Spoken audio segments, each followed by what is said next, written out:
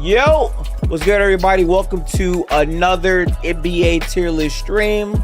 I'm turning on the music a little bit, and I'm gonna mute my face because I have my face on here twice, but it be like that. What's good, chat? How's everybody doing? Tonight we're doing a pretty fun peek around into the NBA for the upcoming season. But first and foremost, I got my man's Derek with me. Derek, say hello to the people. What's up, everybody? What's good? What's good? Yes. And we talked about this over the phone. It's going to be a very interesting season with all of the players that are going to be progressing in their, I think, overall career. So this isn't like a hardcore, oh my God, he didn't make the list type of like this is more so like a soft conversation around like kind of the future of the league, a lot more, I think, young leaders. So we are focused on the 2027 breakout stars of the league. Derek, feel free to tell the people your thought process. Sure. So when Gift and I discussed this list, this ends up honestly being one of my favorite tier lists that we do throughout the course of the season or preseason, because it's not, full on predictions necessarily, or just guessing or ranking. It's really just good vibes on like 10 players that we like, and we expect to have good seasons. And so there's not nearly as much work that has to go into this as far as, cutting a guy or he didn't make it, yada, yada. Gift, when I made this list, I ended up with 10 names exactly and had no problem cutting or putting a guy over. Like, it just really showed up very neatly, which I think is a good sign for a list. And that's good. All my 10 players, I think, are definitely players that did not have a lot of shine at all last season. I think are like mostly considered role players. I think maybe some fringe star potential, but this season is when they're going to be able to actually, showcase themselves. And so I really didn't fit the tier of star. I really went with just breakout players. So as far as star names, maybe don't have those as much. I think they could some of them could turn into stars, but this is more of like, we're just going to know their name, or, a more casual viewer may really start to learn their name this season. Yeah. So I'm gonna be honest. This is gonna be a very fun conversation because how I went into it was I looked at who I think is gonna have a crazy season for their standards and like what that'll elevate their status to. And there were a couple names where my opinion of them was it would elevate them to a pretty big, jump, but they're not really like a star, or they're already like budding star. Oh wow, you're like a top 15 guy now. And like that type of jump is like pretty significant if it's the hit. Now, granted, some of these players I'm really, really high on, so it might look kind of crazy, but I have no problem with doing that because guess what? It's the off season, projecting time, baby. We're gonna get our shit off for the season. So yeah, just so that people know, this is live right now on YouTube and Twitch. I'm gonna, I believe, tweet this out. Should be posted live now. We are not doing all-stars or rookie players. That is the only like hard criteria we had. These are all players that have never been a all-star and are not rookie players. So a lot of, I would say, second-year player, third-year player types. Most of them are probably on the younger side as well. Yeah, I'll throw in the caveat as well. Obviously, agreed, no all-stars last year or former. That'd be kind of silly. If you're an all-star, you don't really need to break out. Breakout. Yeah. Rookies also, I think, is pretty self-explanatory. For me personally, I didn't have any second-year players either. So some very notable names that will probably not be on my list. It's not because I don't believe they're going to break out. It's because it is a level of expectation that somehow a rookie improves, in their second year. I think that should be kind of obvious. Yeah. Obviously, everyone's situation is different, and there are definitely different degrees on where certain players can jump from. But even still, second-year guys, it's like I expect a level of improvement. I'm still going to watch with intrigue, but I really wouldn't call it a breakout. You know what I mean? So yeah, that was my only other caveat. Plus, it gives me an ability, like the opportunity to put more shine on guys that we may not talk about later, and almost definitely will not talk about in like top 10 lists and stuff. Yeah, cool. So this will be fun. I'm gonna pull up the tier list, and I'll move us away from the screen here so people can see it, and I'll share it with you as well so you can see it as well, Derek. Because I am such a professional streamer. Yay. Let me pull up the window capture. It should be shown now. Can I pull it to the front? Let me see if I can do that. Oh, that's why. Yeah, boom. Go right there. Okay, Derek, your camera should be in the stream now. Let me make it a little bit bigger. Because you are kind of small for some reason. Cool. Okay. I think that's perfect. So I'll put you like right here. If you can see the bottom. I will put myself back up on the screen. Where is myself? I can do this because I can overcome everything. Boom. Okay, better. So I'm also here now, and I'll put myself in the corner, make myself just a tiny bit bigger. And that's us, chat. Okay. Last but not least, let me tweak your box just a tad bit. I And was then gonna we'll say, get should we right both to be like top corner so it's easier to see the list? actually top corner probably makes way more sense. Yeah, cool. I'll move us to the top corner. Yeah. Actually, that fits a lot better when you look at it now, right? Okay. Let me shrink this up to bridge that gap. And let me mute the current weight thing. Okay. All right. I think we're good. I think we're good, Derek. I need to also get rid of that little line at the top. Okay, boom. Okay, perfect. It's gone now. All right. So this is the default tier thing here. I had a oh, I forgot it reset the names when I clicked reset. Well, don't worry about it. I have a copy of it here as well for me to pull up. Where'd it go? Is it here?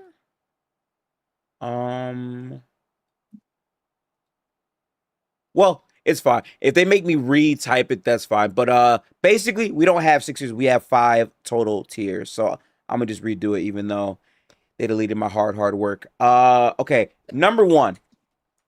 Initially, I said the breakout guy. That's pretty long. I'm gonna just call this breakout.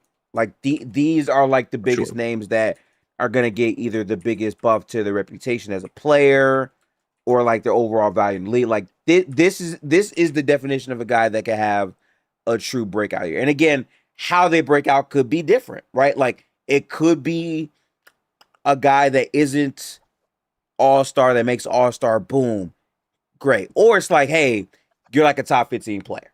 Cool. So that's how I view that. And then second, we have league on notice. Let me type that in here. League on notice. Third tier, absolute sleepers. Because there are always some absolute sleepers that people do not think about until the season begins. And then last tier, oh no, I had slow motion greater than. Yep. Hang on. Am I? It's question mark instead of the oh, that's why. I don't think I pressed. Oh, that's why. Okay. I just pressed the wrong key. Went over. Slow motion better than no motion. And then last but not least, we have flash in the pan, which is like you'll jump up, but you know, flash in pan. Okay, Derek, you can take the first one. We are not going in any order. I know I'm gonna shake up the entire list with my name when I go, so feel free to go ahead. Yeah, I mean, okay, so the first name I had down, this was, I think, the most obvious in my mind as far as this player came in with almost negative noise. Part of probably the most uninteresting draft class in recent memory, and might not even be the best player yet out of it. I think he just happens to take a leap this year. His team's going to look a lot better. It's going to get more eyes because we both agreed they are going to be an A tier watch this season, and I think he's going to be a big part of it. I've got Alex Sarr as my first name as a breakout player. Okay. Let me add Alex Sarr So because they definitely did not respect him enough for him to make their list. So let me just type this out real quick for you. Yeah, I was gonna say. I mean, there's some like names here. Again, I feel like we're gonna just end up having very different lists. When we like pre-pod, when we were talking about this, we both, I think, like I love role players. I think in general that's just a flat statement. But I love players that go from fringe in their own scheme and almost like very little name recognition to bona fide starter with all-star potential upside. I think is what makes up most of my list. Sar would definitely be on the outside looking in for like an all-star bid this year, but I really think the Wizards, especially early, are going to make a lot of noise. I really am impressed by the defensive front side, and then I think the obvious is like AD next to him cleans up so much. Now, obviously, AD is a Yeah. giant hypothetical. I understand that. But man, I mean, for any like weakness Sar has presently, AD cleans up. And I think AD's weaknesses, obviously I fewer, think Sark can. Sar Yeah. kind of cleans up quite a bit. And so I think there's just a really good year 3 that Sar is staring at.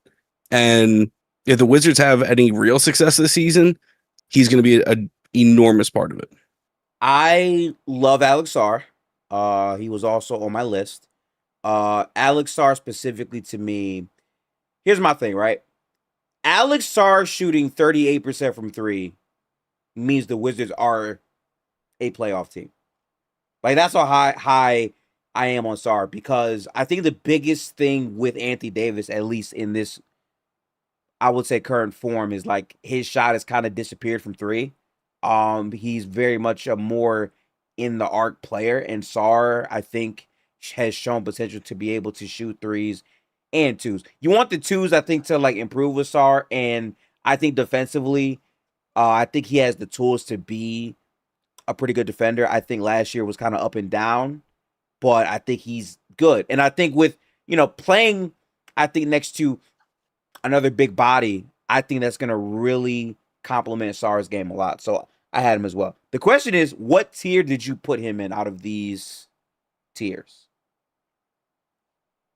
I think out of these tiers, it's difficult for me to put him at breakout player, the deluxe at all. Okay. And I don't know how we're going to end up numbering these as far as Yeah. how many fit these columns. I'm very tempted to put league on notice because I think it is Okay. kind of twofold. The Wizards could very well be, put the league on notice for actually returning to, beyond just being relevant. They might actually just be good, Now it's a big maybe because their two biggest stars are kind of maybes. But I think Sarr is going to have to put people on notice. That really could be a sneaky, dare I say, like top 5 front court this year. Like I think that's possible. At least duo. Obviously, if you're including like forwards, it's different. But I mean, maybe not. Like maybe there's another player on the Wizards that might be on here. But like for me, I think league on notice is probably the high end. I'm not mad at absolute sleeper, depending on some of the names you also pitch here. So league It's on funny. notice is like me happy, but Yeah. absolute sleeper is very fair. I was really debating in my brain if I wanted to put him in breakout player tier. I chose against it, but I did have him in legal notice, so that's actually perfect for me. So we can start here. Cool. If he has to go up, that's fine. Also, if it gets like really fun, we could have more than one player in breakout tier if we needed to. That's I don't have issue with that. Yeah, man. Big shout out to Alex Sarr. I think the Wizards are going to be fun. Also, in chat, Abdi said, "Give me Cooper Flag." We're gonna get to that. That is coming up, but it's time for my turn, and Yeah. I've talked a lot about this team. I cannot wait for the podcast I have scheduled for this team. I am a buyer of this team's FC for this year. I will be tapped in. I just got followed by a Muse account from one of the players I'm supporting on said team on Twitter. Shout out to that, person. This is a guy that I actually do have in the breakout player tier. I have Zach Edey in my breakout player tier. Mm. And my reasoning for it is Zach Edey had a lot of signs of potential. The injuries have been the main reason why that potential has not been able to be shown.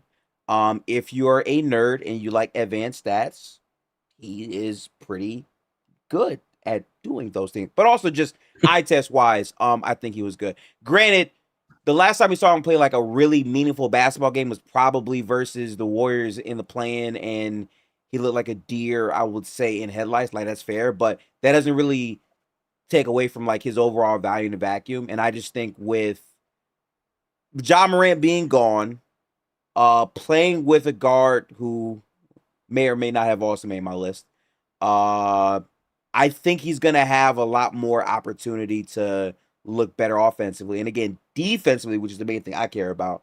I think that value is gonna really show up more than ever. And this is a guy who could also be top 10 in rebounds.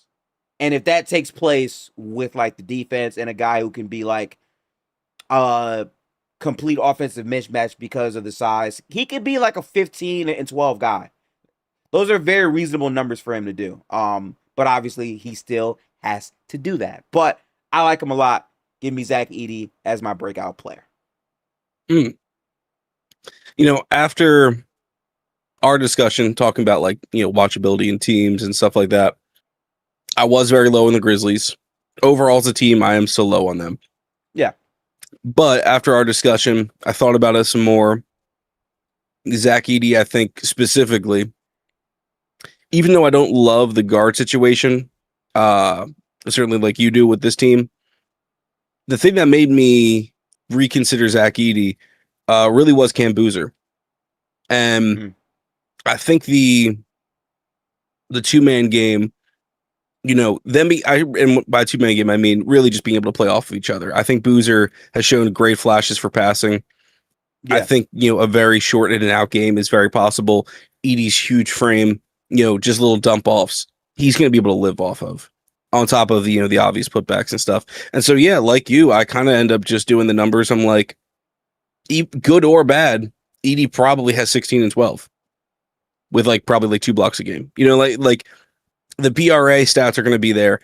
His advanced analytics, when I did go back to look, were better than I suspected.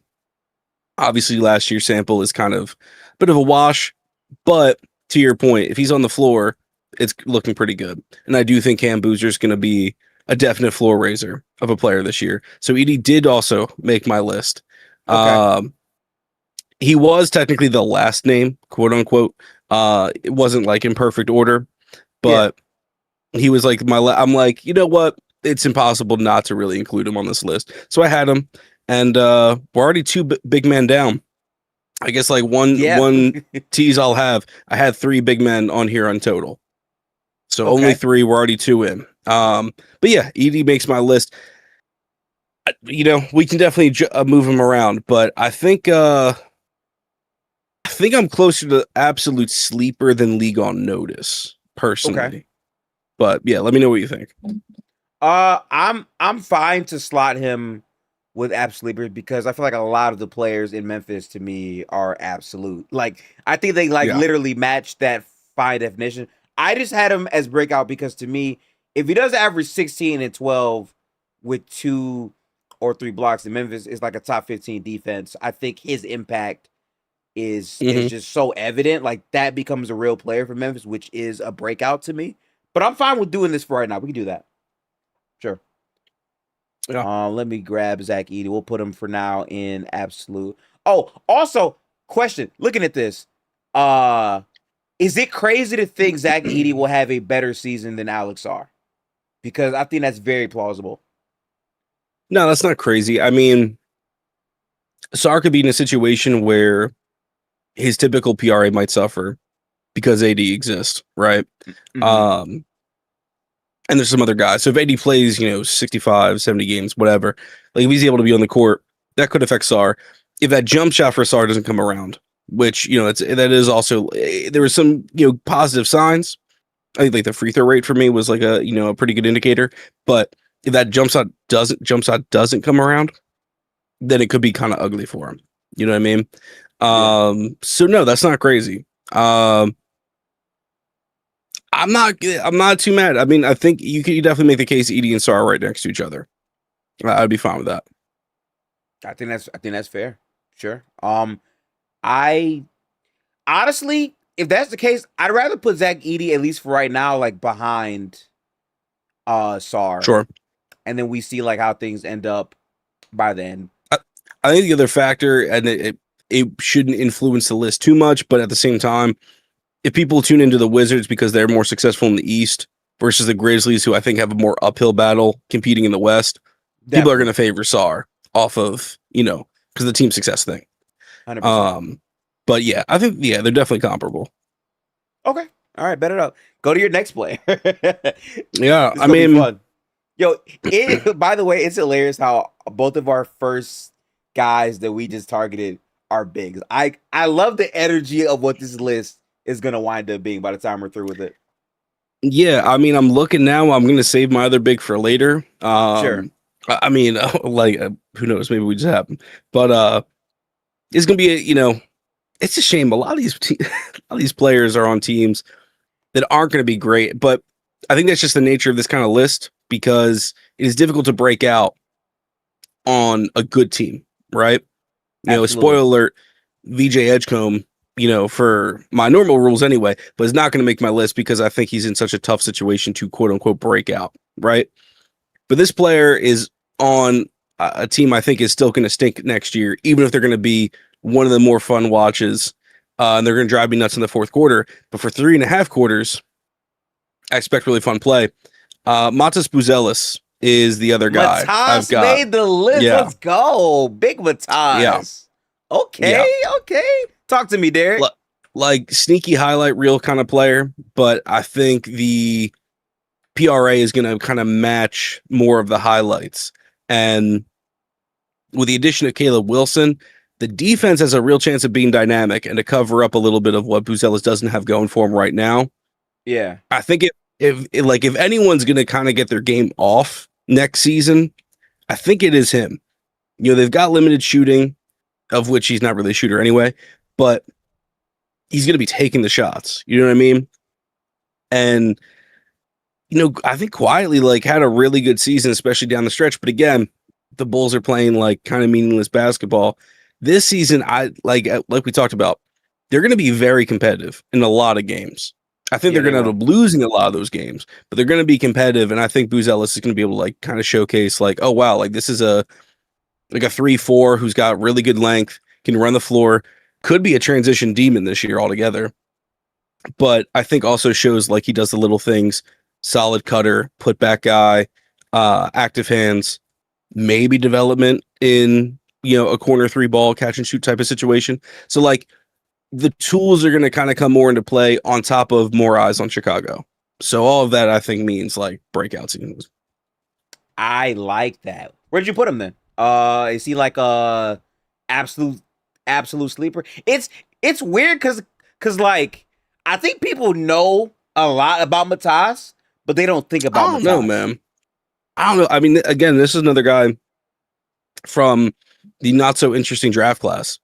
So I don't know that anyone was really on notice from this class. I mean, I'm leaning towards more sleeper because again, I don't think Chicago's going to be very good. So it's people already are not going to be watching enough. I think more eyes now because of Caleb Wilson, and then people are going to stick around because of Buzelis. But you know what I mean? Yeah, no one's flipping on Chicago to watch Josh Giddey hoops except psychos.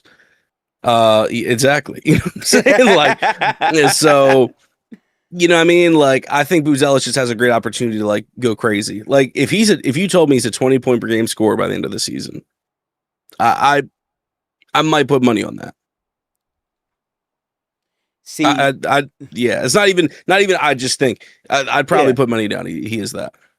What's hilarious about our list, and I love how different our lists are going to be, is I also looked at Chicago, and I saw Matas. I'm ooh, great player.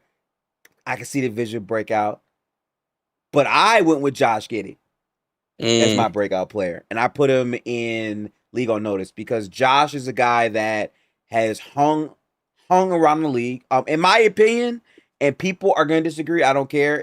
If you watch the beginning of last year, Josh Giddey was actually a all-star until he got crossed over.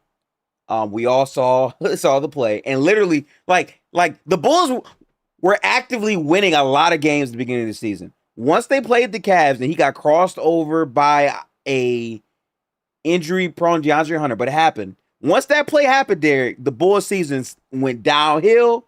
Things were not the same. Josh was in and out of the line. It was a lot of things going on.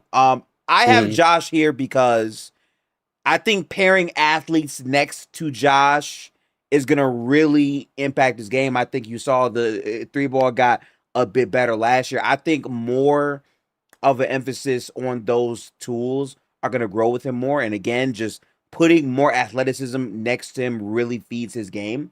So I like him, like, actually bringing out, like, hey, I could be like a top 15 point guard. I love the like idea of that in terms of him being in those conversations. So I had him there. I'm not mad at that. I mean, for Josh, it's like, where's the growth coming from for me? Okay. Because to your point, his strengths have always kind of been his strengths. Like above average passer, he's always had that. Positional size, he has that. Threat and transition, start the offense early. Always had that skill. The shooting's definitely come along. And so, like, in the year before, it was like a very pleasant surprise. This year, it didn't just vanish. So I'll give you that. Mm-hmm. My thing is, like, it's the other stuff. It's the finishing around the basket, getting to the basket, kind of the self-creation that he's going to be, again, forced to do more so. Okay. That's my, like, ultimate concern of, like, okay, if you said he could flirt with top 15 point guard this year, last year, before the crossover and before the Bulls, like, just, the season was sold, where would you have ranked, just estimate, Josh Giddey at? Oh, top 10. Yeah. So my point, so is it really a breakout if he just plays a full season and he ends up kind of the same where you had him last year? Well, no. I think the difference is that it was such a small sample to go off of, and like I didn't Right. know if it was gonna be real. And then after he got like listen, it was like, okay, after he got crossed dead ass, I looked at the impact numbers, all that stuff. Like shit was going down. I think that you have to balance it out for the full season, and I think if we just evaluate his overall production season wise, he was more like a top 17, top 18 guy. I feel like if you're like actually in top 15 combos, that does elevate your stock. And again, if this Bulls team is going to be more feisty in the Eastern Conference and more competitive, I think he's a huge part of that. So that's why I had him here, because I don't really think he's in that conversation right now. But I think if he has the season I think he can have, he's definitely in that. That's fair. I mean, that's not crazy to say. I'd probably make the case that if the Bulls have, whatever success the Bulls find this year, whether that's 15 wins or 35, whatever, it's going to be because of three people. It's going to be Yeah. Caleb Wilson. Yep. It's going to be, I agree, Giddey, and it's going to be Buzelis. I think, like, shout out to Norm Powell, who's here now. They're like lone shooter. But I don't think it's going to be anybody else. I mean, like, so it's just I those agree with three. you on So that. that's not crazy to say. Do we just have both Bulls in sleeper then? Yeah. Or you know what I mean? Like, I think that's kind of fair. I think that's fair. Listen, I think that's fair personally because I feel like while they're different tiers of players, I Yeah, do think they're definitely. both in a place where they can pop and a level rises. Now, I'm saying top 15 guard for Josh Giddey. That doesn't mean he can be like a top 15 player. That's a whole different conversation, of Sure, course. sure, sure, sure. So, Okay, so like, obviously you're higher on him than I am, but yeah.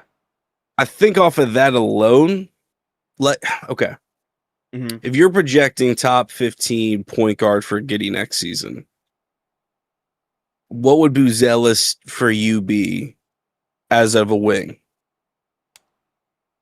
Could he I be a think top 15 wing? Oh, I gotta think about that. Top 15 wing. Who will my 15th wing even be? I know that, Uh which is already tough, but like the obvious like knows Kawhi's better, JB's yeah, better, yeah. um, Jason Tatum obviously, KD. Like now we're getting to like giant wings too, but like some pretty obvious names. I mean, looking at this list, Jalen Johnson, J Dub. Like, don't get me wrong. When I'm saying top 15, Buzelis is very clearly like trying to fight for 14 or 15th place. Right, right, right. So Yeah, that's for kind of sure. what I'm ballparking because I'm thinking the same thing for Yeah. Giddy. Like if Giddy's gonna be top 15, he's probably gonna be like 15th. So I'm just saying if they're both like there, or if you think Giddy's or Buzelis isn't there, then Giddy probably should move up a tier then. That's You interesting. know what I Yeah. mean?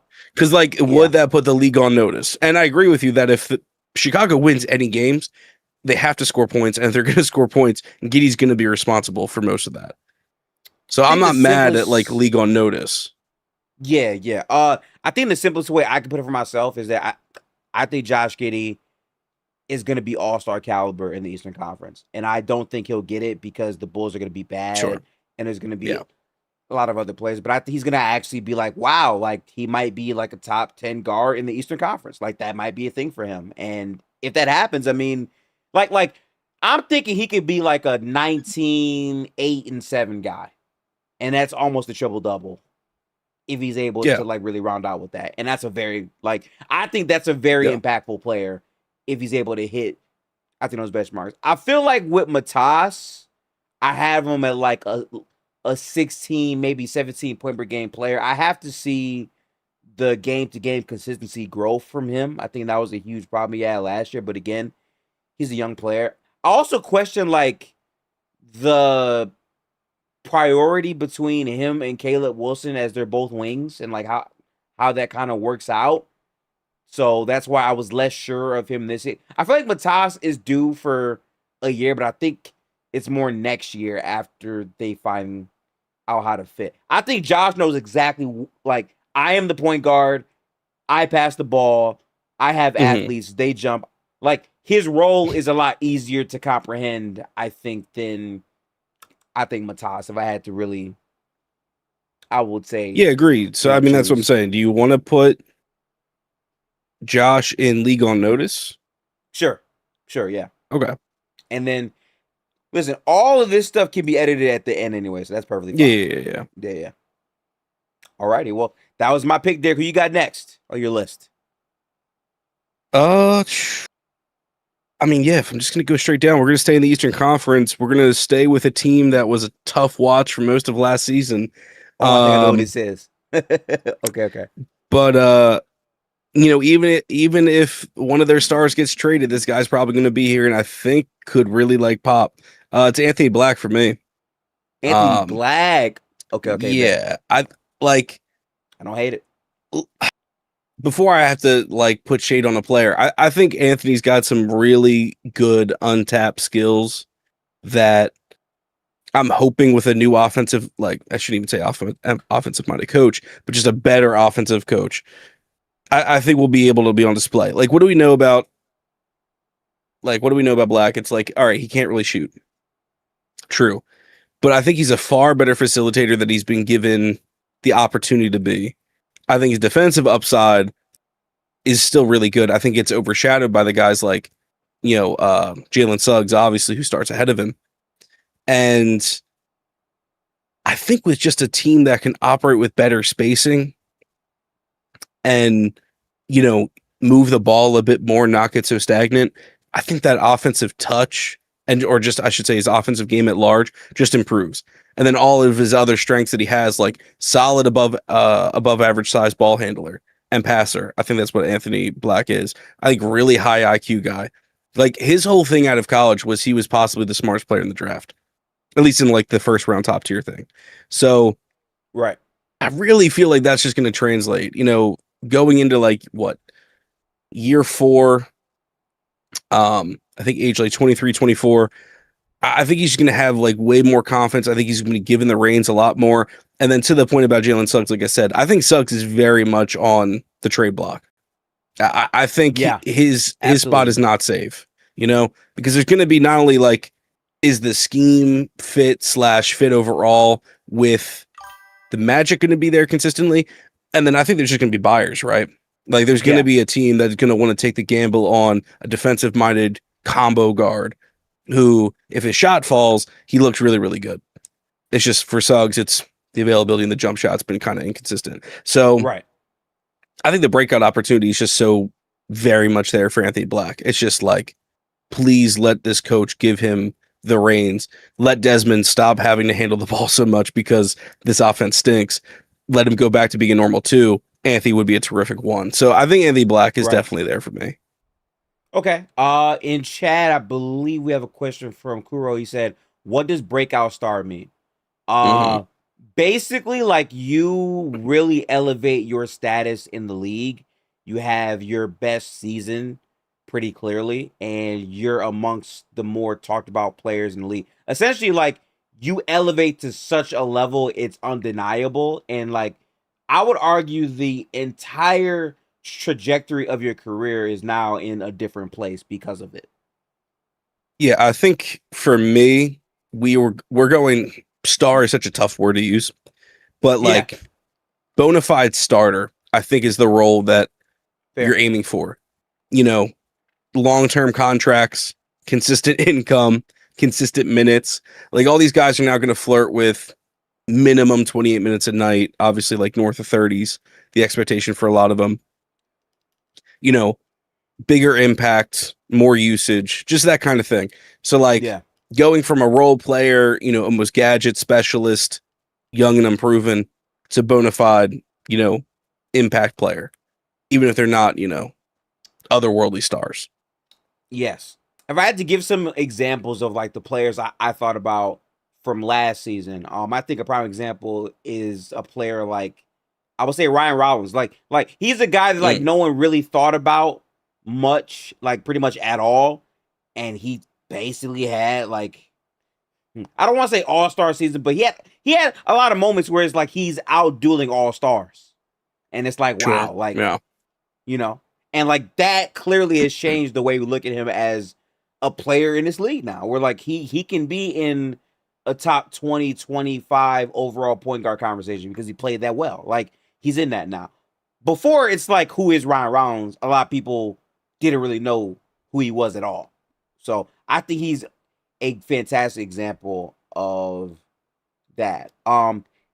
Derek, in terms of Anthony Black, I like this pick a lot. And the reason why I do is because new head coach for the Magic, have to see how he's going to get integrated into the system.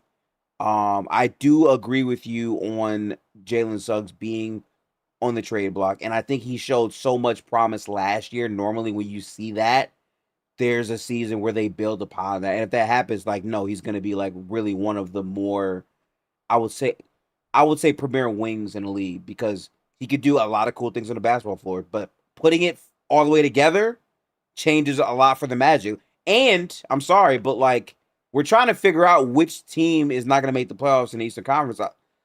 A lot of people are choosing the Magic because of how nasty things looked, especially versus Detroit. The Paolo stuff and like Franz and Paolo aren't ever really healthy together. But if Anthony Black pops, I mean, this is a team that probably will still make the playoffs. 100% if that happens. So I don't hate this pick. I actually had him on my list as well. I had him in the absolute sleeper tier. Okay. Yeah. Because I think people are not awake to it. But I saw some, you know, things that were great from him last season. Yeah. I mean, I think that's the thing. I feel like my names end up being a little like are lower good, Isaac? In status overall, or they're just elevating to. Yeah, I think everyone's just good starter. There's one name on here, possibly two. Okay. One player who I think is absolutely going to be all-star caliber. It's just a matter if he's going to get the votes. Because the East is specifically so stacked.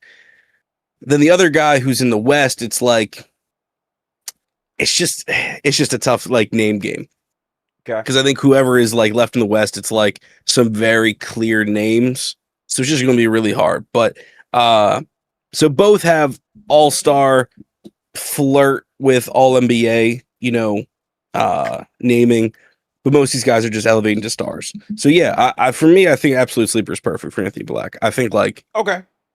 he could creep up and be like 18 a game, 7 assists if you like, but good defense. Like, you know what he could be? He could kind of be like Naw from last year I in like terms that. of Yeah. impact. You know what I Yep. mean? Yep. Obviously not player for player, but like where it's like, damn, I really wish he was on my team type thing. That's what I think people will watch whenever they do watch the Magic. They're gonna be like, damn, I wish I had Anthony Black.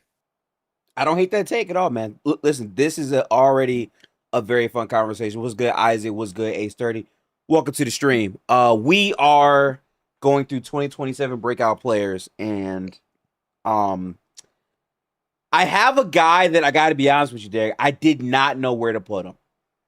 I Mhm. struggled with it. He for sure made my list, but I wasn't sure of what tier to actually slot him in. So I love to have this conversation with you because I couldn't guess his stats to save my life. Like I was not sure of what the stats are going to be for this player, but I'm pretty confident the player is going to kill. He's a player that a lot of people talk about positively. He's a player that showed heart in the playoffs, absolutely. Arguably in the last game of his team season, showed more heart than the top guys on the team. Uh Hmm. Kaysen Wallace absolutely made my list. Ah, okay. Okay. I think Kaysen is a name already because he plays for like the best team in the league. I think he Sure, is sure. the modern day, I would say, resurrection of Drew Holiday. Like it's kind of crazy how that works. And It's a great comp. Yeah. if the offense for Kaysen comes around, we're talking about like an all-star caliber player pretty easily. But obviously it's like, is he gonna make it on like a team with Shea, Chad, and J Dub? Hell no, unless Dub is hurt or something like that again, right? So I Right. have no idea what the numbers look like. I know trading Lou Dort to me was a sign that they actually believe in him more to be like more on ball rep kind of whatnot. And technically, I don't think he's like fully extended with the team yet, but that's coming very, very soon. Uh, Yeah. yeah, I don't know where to put him, Yeah. but I think he belongs on this list. I think he's like towards the top. I damn near want to say breakout player tier, but again, the stats I just don't know how to really define with him. I don't know. Yeah, he's a tough one. I mean, he's a great shout. I think that's a terrific name to put out. I do think the Lou Dort thing, moving off of him, shows not only that they're moving forward with the crop they have, but like to me, what OKC kind of proved last year is if Shea's on the floor, they Yeah, can literally throw any assortment of guard out there. Because you went from a Cason Wallace or Alex Caruso, who also basically played the three for yeah, good stretches last season, sure. despite them not being either of them being close to 6'6" or larger, they played Jared McCain a bunch of those minutes too. And because they need that offensive pop, they were desperately looking for like a second option with J Dub either out or just being super rusty. Yeah, So, like the small ball thing that always kind of takes like a new form every single season. OKC kind of found their own version. I mean, the Drew Holiday comp is terrific. So like, and I mean, Drew Holiday is literally like maybe not presently anymore, but was one of my favorite I love Drew. players. Same, Um, same. I love Drew like Holiday. Yeah, definitely top 10 favorite players ever. Drew is making my list for that. But as far as the production, yeah, it is an uphill battle because last year I thought was the year that Shea went under 30 a game, that it was going to be more utilitarian basketball, like Chet's offense was going to go, J-Dub's offense. yeah, Obviously, those things didn't really happen. So, again, I'm hoping that happens because I think it's better for OKC long term. But, I mean, if you just have MVP level Shea, people just go with what they know. Like it's the absolutely. same thing as like a Harden discussion, right? It's like, should Houston have built in more counters and not rely on James Harden so much? Yeah, sure. But if you're going to get 50, 55, 60 wins with James Harden ISO ball, guess what you're going to do? You know what I Do mean? that. Like, Right. guess whose job? Everyone gets to keep their job, be happy, and be upset in the playoffs if you lose in the second or third round. But that's still a great season. You know what I mean? So Shea's the same thing. So for Wallace, it's like he's never scored more than double digits in a season. I mean, I don't know how many shots he even averages. Like, where is that number going to come from? Because to your point, J-Dub and Chet hopefully being back and for full stretches, they should be taking the next amount of shots. Then you have a guy like Jared McCain, who midseason acquisition was almost like your second option, even in playoff basketball, which is nuts. So is Wallace can be able to turn that corner, and then, like you said, it's a trade. It's a not trade, excuse me, contract negotiation. Like for Wallace, it's in his best interest to get the shots up and show he's more of an offensive player. Yeah. But is Presti going to view him as a long-term asset? Is Coach Mark going to be able to keep him, give him the opportunities to do so? It's hard to see, man. Like I could talk myself into like 12-4-4 for Wallace this year for PRA, which obviously Very is plausible.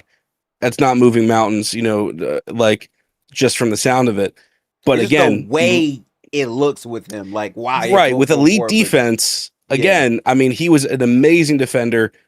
I don't know about he finished 7th in DPOI. I think made second team all defense, if memory serves. I believe so.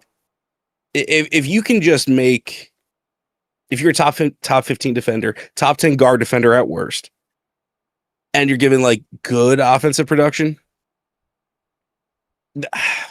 it's so difficult, man. That's an amazing and valuable player. Is that a breakout player though?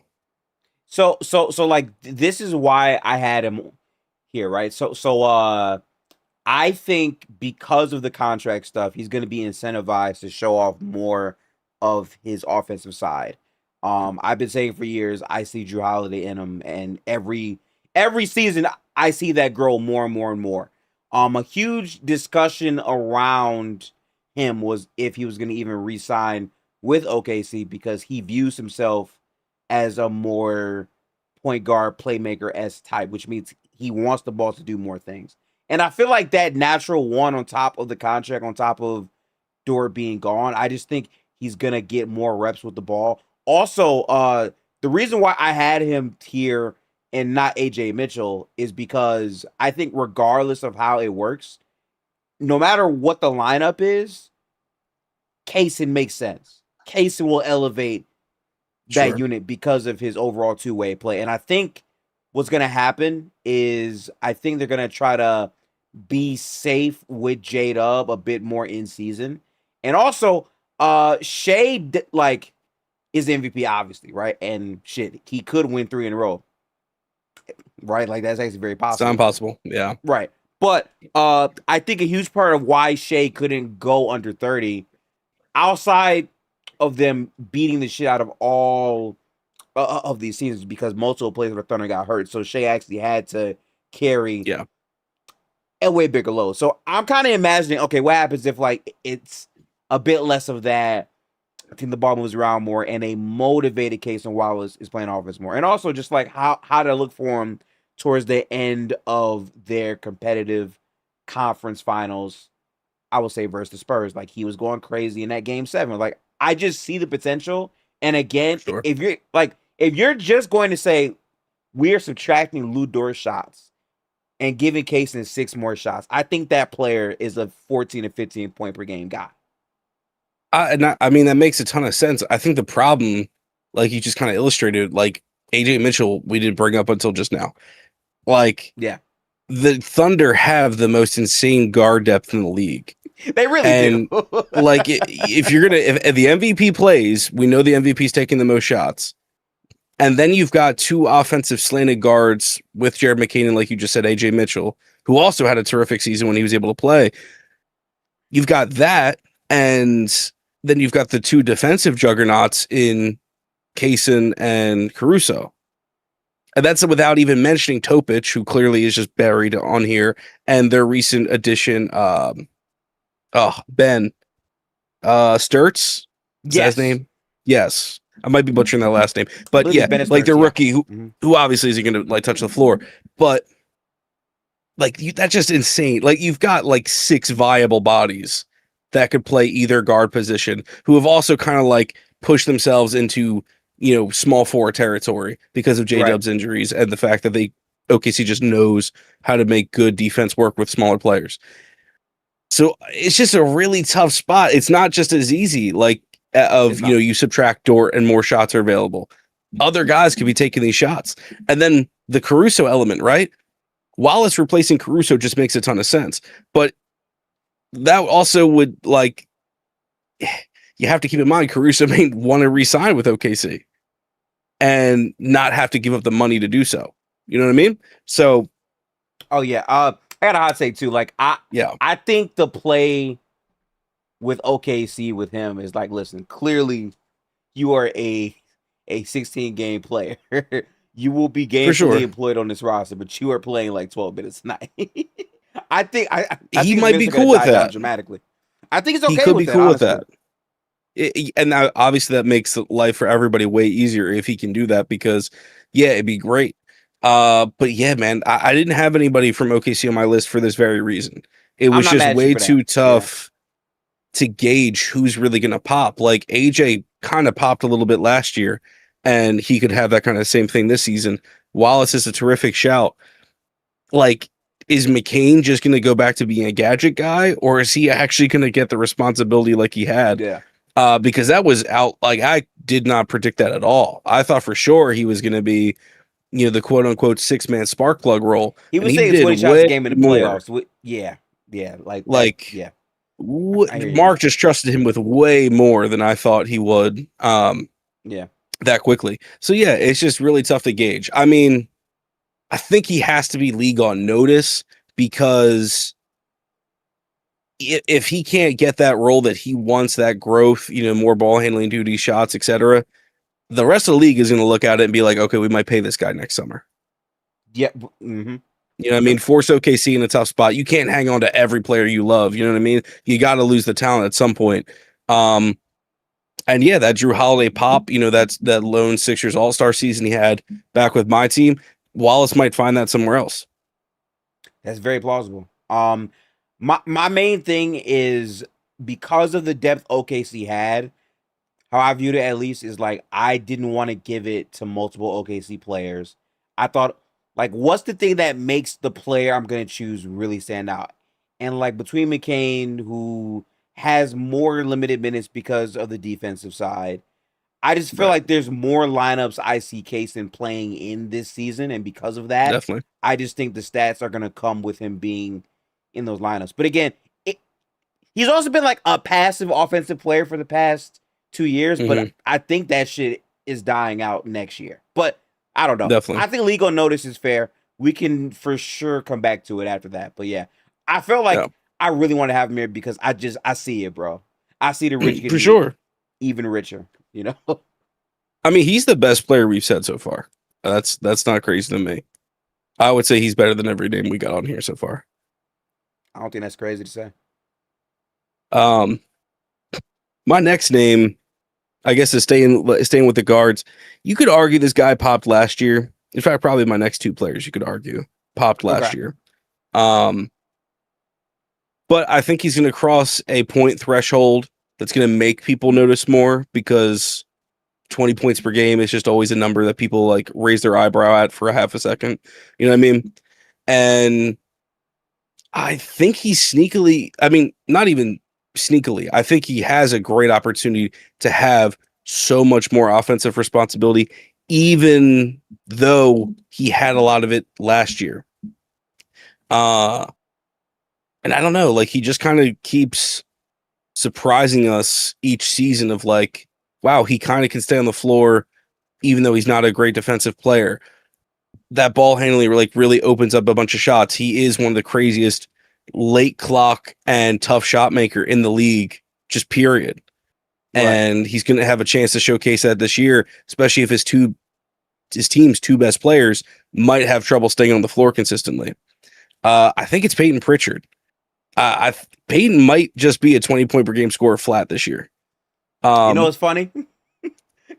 Yo, what is hilarious about what you said is I was in everything. I'm like, is this Shaden Sharp? Like I wasn't sure, but yeah. Yeah, okay. Spoiler, Shaden did not make my list. Didn't make my list either. Yeah. Because like the second most guard depth might just be Portland. And it's just a nasty situation for poor Shaden. But Yeah, the thing is, like, so what more can Pritchard really do from last year? You know, I guess he playmaking. didn't like. So yeah, it's to me, it's just the on ball usage Yeah. changes where, Okay. like, obviously Tatum's returning. Tatum's a great playmaker in his own right. The only obvious concern for Tatum is like, what is the heel really like? You know, Right. what is the lower body really like? Can you handle the mileage? You came back so early. You were able to have like a solid stretch. It wasn't anything super pretty. It was just super impressive given the circumstances. The playoffs Yeah. obviously weren't terrible either, but he wasn't able to finish them. So, obviously more offseason, more rest. We're presuming health. That's not crazy. But an Achilles heel is an Achilles heel, man. Like, I know guys have been able to come back and, almost return to form, but you're never the same guy. So, and with the mileage that he has played in the past, like, that already is going to add up. So Tatum, obviously, the biggest concern is health. Um, but then the guy that's replacing Jaylen Brown, also not known for playing a ton of games at this stage of his career. So, like, the Absolutely. two presumably leading shot takers could be missing time. And in PG's case, I think will certainly miss some time. And then that just leaves Pritchard. You know what I mean? Like, they added a bunch of like Yeah. defensive slanted guys. And sure, you could pick like a Shireman or I don't even want to say Hugo, but somebody else like that might take more shots this year. Derek White, but I think it has to be Pritchard, just given the offensive responsibility he was tasked with last year. Um, and I think like a legit 20, 22 a game is totally possible.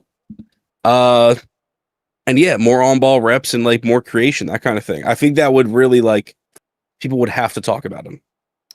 I like that logic. I think people already talk about Peyton Pritchard because he's the guy that you look on the schedule and you see the Celtics are playing the Lakers. I'm gonna watch this game, and then Peyton Pritchard is frying the fuck out of Luca, like badly, and it's on Twitter and it's like people like, oh my god, Peyton Pritchard, he's the real white boy. Like that's what happens to Peyton Pritchard a lot, and I think because of that, we know the skill is there.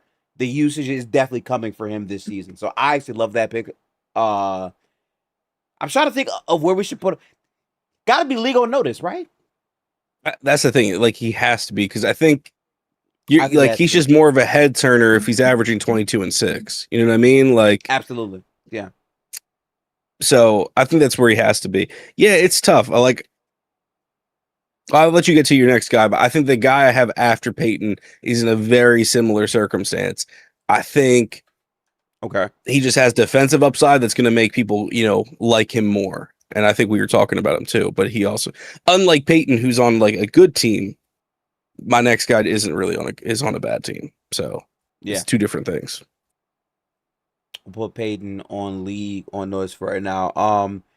I have a guy that is flying completely under the radar. Mm. Like completely. I think because of the market he's in, he's not gonna be league on notice, but he might be that caliber of player. And I think this team is getting a lot of shit for some things that they did. And this guy and his impact on the team was very, very important for this team. And I think people aren't thinking about what he could do moving forward after said moves. Kobe White made my list, man. Kobe White is a Okay. player for me that I think people have been confused about because he's another player that has been the victim of the Chicago Bulls, where he's sat on a bad roster for some time, been injured, and never really got a chance to like really be the guy because it was Zach LaVine and then DeMar DeRozan and then now Josh Giddey and then he was hurt, so like he was missing games and all this type of stuff. But Yep. then when they trade him to Charlotte, even like off the, it's like damn, off the bit, Kobe was killing for Charlotte like all year last year. And again, if we remember the play-in game, which I definitely do, we saw LaMelo doing a lot of shit, both bad and good. But Kobe Yes. White was Yeah. hitting every like crazy, like off the dribble, balance leaning. So now I'm thinking, okay, if we're to project the season where no Kobe White, you are the point guard, like this is gonna be the first season in Kobe's career where he's the starting guard on a team with the most talent he's ever played with, and he has the free leash to be Kobe White. I think what made him really good in Charlotte is that they allow Kobe White to do whatever he really wanted when he got in the game, and that showed in the playing game. Like he was playing crazy minutes. Now it's like a full season projection where you're the only other guy that can actually dribble the basketball outside of Khan, and you're now basically in the same role LaMelo was in. Kobe White could look insane this season, and I think he's a very talented player. So I have Kobe White here. I was struggling on where to put him. I wound up putting him at the top of absolute sleepers, but to be honest, I think he's a league on notice player. That's a great shout. I don't know how I overlooked him. Because I think you're totally right. You know, he had the benefit of LaMelo being the lead guard, which, you know, showcased the good and bad. So Kobe wasn't put in that position. Obviously, he impressed the staff well enough that they wanted to keep him and make him the full-time guard to replace LaMelo, you know? So, I mean, how much of a vote of confidence that is versus, you know, that front office was just done with the LaMelo time, you know, teach their own. But they clearly had enough confidence to bring Kobe back and say, okay, we think you could run the show at least for a year. Man, I mean, to your point, he is in such a good situation because he kind of has like the perfect roster to like showcase his strengths. Like Kobe still gets to drive to the basket, you know, set up guys that way, which is, you know, at his best. He's got a ton of shooting around him. A ton of shooting. Yeah. Like possibly the most perimeter shooting in the league. And then his big men, I think, are just your like typical, you know, dump and dive guys that also can clean up some defense, rim pressure, etc. You know, or excuse me, not rim pressure, rim deterrence, but like that's just really good script. I don't know. I'm closer to you bringing him up. Yeah, I'm closer to breakout player than sleeper, to be honest. I don't think that's crazy. And I struggle with like where to put him because again, like I was thinking about like what are the Mavs gonna say, but the more that like I think about because again, I argue with myself for like a day about this. Like the thing I would say is most people are shitting on Charlotte because they traded LaMelo Ball. Now imagine if Charlotte makes the playoffs and you see Kobe White putting up comparable numbers. Now, you know, obviously how it looks is one thing, but I'm just saying if you take the Kobe White we got last season, you extend that for like a full season where it's Kobe White, Khan, Brandon Miller, Naz Reid, Musa, like they have crazy shoot. Like this is going to be the Chat GPT team of this season, 100%. But the other part is like the big ass shots I saw him hit in the play-in and down the stretch of the regular season. He's going to be more in that role. Like I think he and probably Brandon Miller are going to be the go-to bucket guys at the end of games, especially Kobe White because he has a handle that's real. So that's interesting, man. That's interesting. Like, I think just to keep the conversation going, I'm going to throw in the next player because I picked the other Charlotte guy who you just said. I picked Brandon Miller. I think Brandon Miller was my breakout player because I think because everything you said, this is the most shooting. This is the Chat GPT offense, very much so. Going into next season. Miller, I think, was kind of on this progression. He got that bad shoulder injury 2 seasons ago, kind of set him back. This year, I think you really started to see, like, I'm trying to think of what I want to say. Like, I guess more versatility. Like, I think he's, I think more versatility than he was giving credit for. Okay. I think what I'm just stuck on, man, like, he could be that like the next big wing. I think is where I'm trying to get at. Okay. And I just want to pull up his numbers just so I'm not crazy here. Sure. Like played the least amount of minutes last season, just at 30 a game. Efficiency was spotty. I think true shooting was cool overall because He's a fantastic free throw shooter. The 3-point volume is crazy, and last year most of those shots were going in. Like finish at 20 a game. I think without a LaMelo and a more balanced offense, he's gonna lead that team in shots.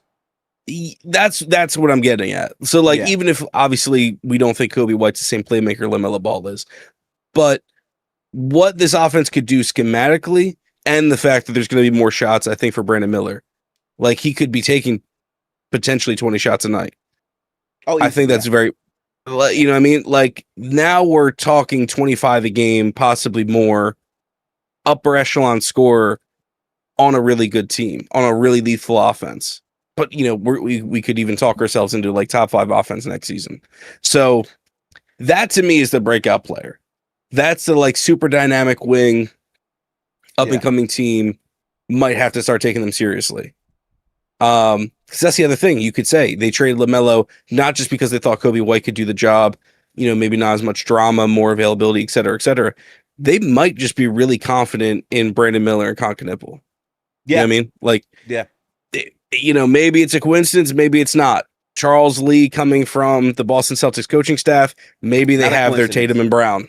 You know what I mean? Like, maybe they feel like they have that. Obviously, we got to wait and see. But yeah, Miller was my breakout player for all those reasons. That is hilarious how we picked 2 players from the same team again, back to back, and they both have like very good arguments to be the breakout. Yeah, I think how like I would put it. The reason why I didn't pick Brandon Miller for me, at least, is because I think Brandon Miller is gonna be the wing that gets buckets on the other wings and plays defense. But I feel like in terms of creativity and like actually creation, he showed some glimpses last year and could see more this year. I just feel like the Kobe White role, if I open that up more and more and more, because he has the handle, like that's gonna be the way that he creates at a bigger clip than Brandon Miller, which is why I wound up going.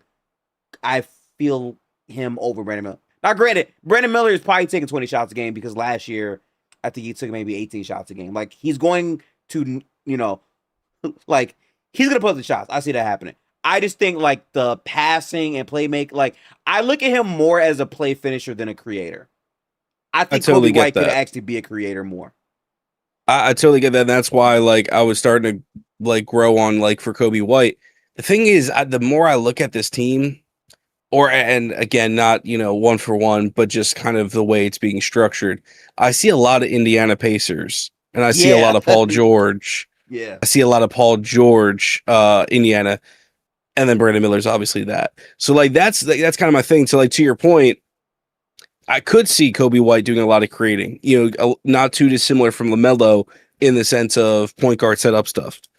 But I also could see the argument he's more of a George Hill type, like during those Indiana teams, offensive initiator, can score on his own, but isn't going to be first option looks. It's going to be the super dynamic wing that's going to be taking, you know, majority of the shots that we're going to try to get set up, and then everybody feeds off of that. So, I mean, I think we made both 2 great cases. Honestly, those are like great cases. we could put both of them in breakout player because I think I don't hate it. It's honestly a coin flip to me. I actually don't hate it. Let me add the Hornets version of. I was gonna say I see Kobe's hair even from a distance in the stream. That is definitely Bulls. Yeah, Kobe White here. Let me save the Hornet version here. So I just saved it, and we'll put him here. And again, we will be evaluating this list by the time we're through as well. But again, I think those players are definitely like great examples of what Breakout could look like for sure. So I don't hate it. Brandon Miller was a great pick. I'm gonna just stop playing around with it and put my player up here. Cooper Flagg did make my list. Okay. I think Cooper Flagg is the breakout player because I think this year, by the end of this season, he will comfortably be in top 15 conversations. I think a lot of the potential that he had really needed to have another elite player to bring it out. And I think having Kyrie, like, listen, going from Ryan Nembhard to Kyrie Irving is fucking absurd. I'm sorry. Like that's gonna Yeah, do wonders change your for life. yeah, like that's gonna do a lot of things for him. And here's my thing. Hot take. I think his defense got hella gas last year. I think he had a lot of moments where it actually wasn't the greatest defensively, but I wasn't too Sure. hard on Oh him yeah, because of the role and whatnot. But I think this season, with Kyrie being there and just having another guy who can carry offensively with good enough defensive players around you, I think Cooper can actually show more of the defensive ceiling that we all thought he had at the yeah, beginning. And I think bridging the gap in some lineups where like when Kyrie's not on the floor, he's the one that is like the point forward. I think that can still exist. I need to see the efficiency go up, which I think it will. And I just think that like the biggest reason why I have him on this list, Derek, is this is going to be a very high level word, okay? The propensity of his evolution as a player, I think is like I'm very high on because if you watch the first game of the season where Wemby is having a top 10 NBA debut to a season, like I will never forget that game because of how I saw him dog walk Anthony. Like we saw Anthony Marshall Davis get cooked the entire game, basically, right? But Cooper Flag also was very much a deer in headlights. And then when you fast forward that same season to the next time to play the Spurs, Cooper Flag is a way better player than he was before. Like he grew so much, and I think definitely. more of that is going to be the same, especially with having again Kyrie Irving on your roster. So I have Cooper as my breakout. Yeah, I mean, like I said up top, I didn't have any second year players And I'm not mad at that. for the reason that we expect a level of growth. Obviously, it's very different levels of growth, and Cooper is a different kind of player. So I kind of agree with everything you said. I mean, adding Kyrie Irving to your offense just makes it better. Period. End of story. Getting Cooper off the ball, like I mean, we've had this conversation so many times. Put player A on ball, let them get reps and screw up, come back the next season, better offensive player. Just kind of how that works. That's no secret. Coaches do it all the time. J Kidd has literally made his career off of doing that. Yep. Giving your best player the ball, basically let them be point and then let them figure out. And their players get better for it. And I mean, Coop is no exception. He got to mess up and grow a ton last year. I mean, we've talked about the insane scoring stretches he had at the tail end of the season. Adding Kyrie to take that pressure off of him, allow him to, focus more on the defensive end, like you said. Obviously, more energy output, but also he's got a season under his belt. He got to see NBA offenses. He Right. knows what some of these schemes are going to be in. He's going to have a more carved out role and not have to worry about, I got to bring the ball up next possession. I got to get these guys situated, or I have to literally go get a shot. You got a great player to take a lot of that pressure off of you. And I think the team will just be, a little more unified. Maybe not straight up, just flat out better, but Yeah. more unified on top of Kyrie. So I mean, he is the breakout player. That is the right pick. Just off of my the way I made the list, I just didn't have him, but Yeah. he'll be there. Yeah, absolutely. Okay. Cool. Cool. Who's your next guy? So I guess we'll go with, man, that's tough because I'm jumping out of order. I don't know. Do I want to stick? Wow, I only have one Western Conference player left on this. That's crazy. Okay. We'll save him for later. Let's go back to the Wizards for a hot second. Keyshawn George was my other guy. Keyshawn That George. Okay. Okay. Word. like again, a lot of my list making, become a good starter, get a good role, et cetera, et cetera. I think another factor is like people are going to be like, I wish I had this player. Usually ends up happening with these like breakout players. It's like, I wish I had them because they're good on this team. They do X, Y, and Z. My team's probably missing this. And I think George is the epitome of that. Again, I mean, Wizards basketball was just such a tough watch and has been a tough watch for some time now. But if you're going to tune in, you only have to watch for maybe 3 minutes before George does something really cool or really impressive to someone who enjoys the game of basketball. Above average shooter, I think, especially at his age, certainly for his size, like 6'8" frame is nothing to sneeze at. No. But to be able to like keep a level of defensive acumen with this just bumbling roster, like, it is really impressive. Like, to be a young guy and still invested on that end while you know your team is sorry on both ends of Very the good sign. court. Yeah, like, I care a lot about that. And now that you're adding, I think, two archetypes that obviously, like we said with Sar, will help a great deal. I think the same thing is true for George. Like, he is your, prototypical 3-and-D wing. I don't want you to have to do a ton offensively if we can create it for you, but I want you to be locked in defensively and make good shots. You get a terrific playmaker in Trae Young. Say what we will about him, everything else, he knows how to get guys the ball. And then we got a terrific rim deterrence in Anthony Davis. Yeah. Again, also with Alex Sarr growth.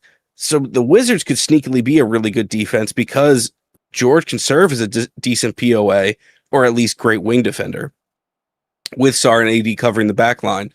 That's awesome. And like, the guy I'm going to compare him to literally had a career year, ended in the best way possible, potentially getting a statue in New York because of it. We could see an OG Anunoby prototype here with George, where give him a little more, like, not responsibility, actually kind of less responsibility, but a more refined role, allow him to execute in this role, and he will quickly shoot up the chart of guys I need to trade for. My team desperately needs this wing. That OG Anunoby, once upon a time with the Raptors, was very much like that. Everyone needed that player. Everyone could have used that wing. George, I think, could very well be that next season.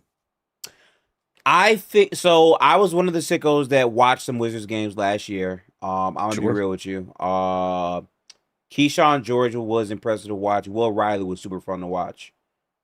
Yes, yeah, I remember. I was watching a lot of that stuff. Okay, so like Keyshawn didn't make my list, and the main reason why is the Wizards are a very confusing team because of Trae Young, Alex Sarr, Anthony Davis, and then the first number one pick, I would say AJ DeBosa, and then also having Trae. Sure. Like, Yeah. where Keyshawn fits in that mix, I really would like to know because I think defensively, he's gonna be one of the few players on the roster to give them value outside of the main guys. I like what you said though. I think for that reason, he needs to be brought up because when people bring up Wizards, I don't think people bring up Keyshawn at all.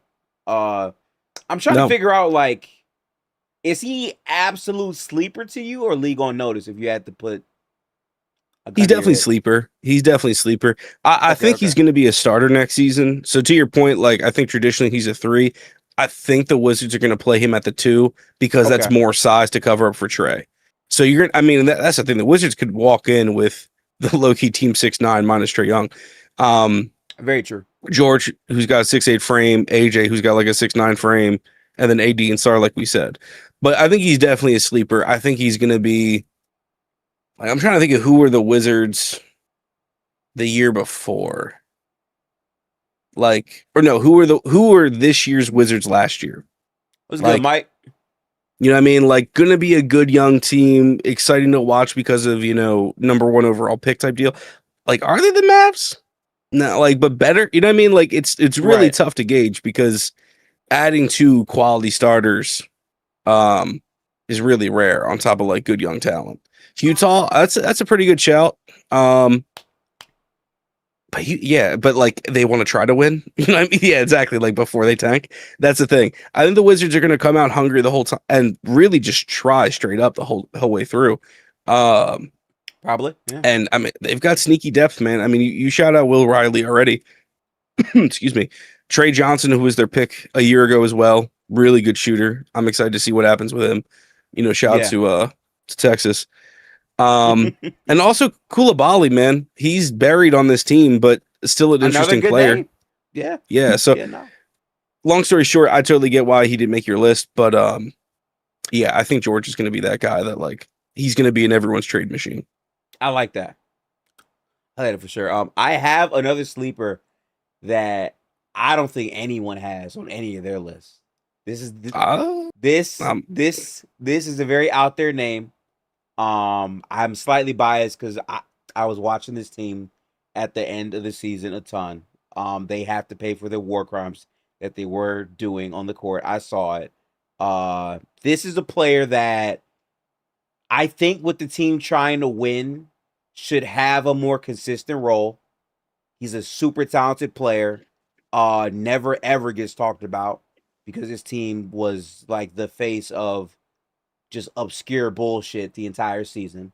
But this is a team that is trying to win this season. Okay. He is a player that is super explosive. Can definitely get buckets with the best of them, but doesn't really get talked about. And I think this year could be his real essential year. Or if they trade him, at least he'll go to a team that will give him that. I have Bryce Sensabaugh on my list. Bryce is a guy Oh, that a lot of okay. people don't really reference. And last season, he legitimately was having 30-point games, 40-point games. And he's a guy that like doesn't really get thought about to me as much. And it's because he's Sure. in Yeah. Utah. That team kind of stinks and they just have random guys who do random things. But I genuinely saw him like light it up where it's like he had 43 off the bench and then he wouldn't play the next Mm, game. Or like he would get random DNPs. Like I saw that happening at the end of the season. Now the upside is a player, like there's some things you want to see more defensively. I will say at times the passing feels sure, but he's a guy that like flat out, you know what his role is. He is a scorer. And I think on this Utah team that has depth, having scoring in a clear defined role off the bench will help him have consistent minutes and provide more consistent numbers. I think his averages are going to look really, really skewed because he will go from playing, okay, here's 45 minutes, here's 10 minutes, here's a DNP, here's 3 games where like you have 18 minutes, 19 minutes, 20 minutes, whatever it is. And that's why like his numbers mm. weren't the greatest. I think this could be the first year where he's getting consistent minutes on a team that's actually trying to win something. So I like Bryce Sensabaugh. I put him at the end of absolute sleepers because no one is thinking about him at all whatsoever. I understand that. Totally. Totally. I was gonna say like, who's below sleeper? What's our below sleeper tier? Slow motion better than no motion. Mm. Yeah. I mean, he is like as a player. I agree with you. He's better than that. It is a weird situation he's in because I agree they're going to try to win. And to on the break pod in the chat, Yeah, Keontae, I yeah. think, is a guy I considered for half a second, but then the problem is I did think he broke out last year, and I I think his did role too. is going to be the same thing. You know what I mean? I think Yeah. they're just going to try harder. You know what I mean? They're just not going to like pull him for long stretches so the offense dies. Like he'll just be on the floor and he'll still be good. That's a good player. It's just I don't Yeah. think his role is going to change a lot. To Bryce though. I think Bryce does have a better role this year. I think the Cody Williams experiment's almost dead, if not just flatlined completely. So like now he doesn't have to lose minutes to that, which is nice. He's not a ball handler, so he doesn't have to worry about that. He's basically just a 2 or a 3, and the only other players on Utah, obviously Darren Peterson's ahead of him, so tough. But Ace Bailey's the only other like super viable, Yeah. definitely will play over you wing. Um, Filipowski's obviously like a 4 or 5, and then I gotta pull up this roster. Like, shout out to John Conchar, and Josh Mm-hmm. Okogie. Cool NBA vets.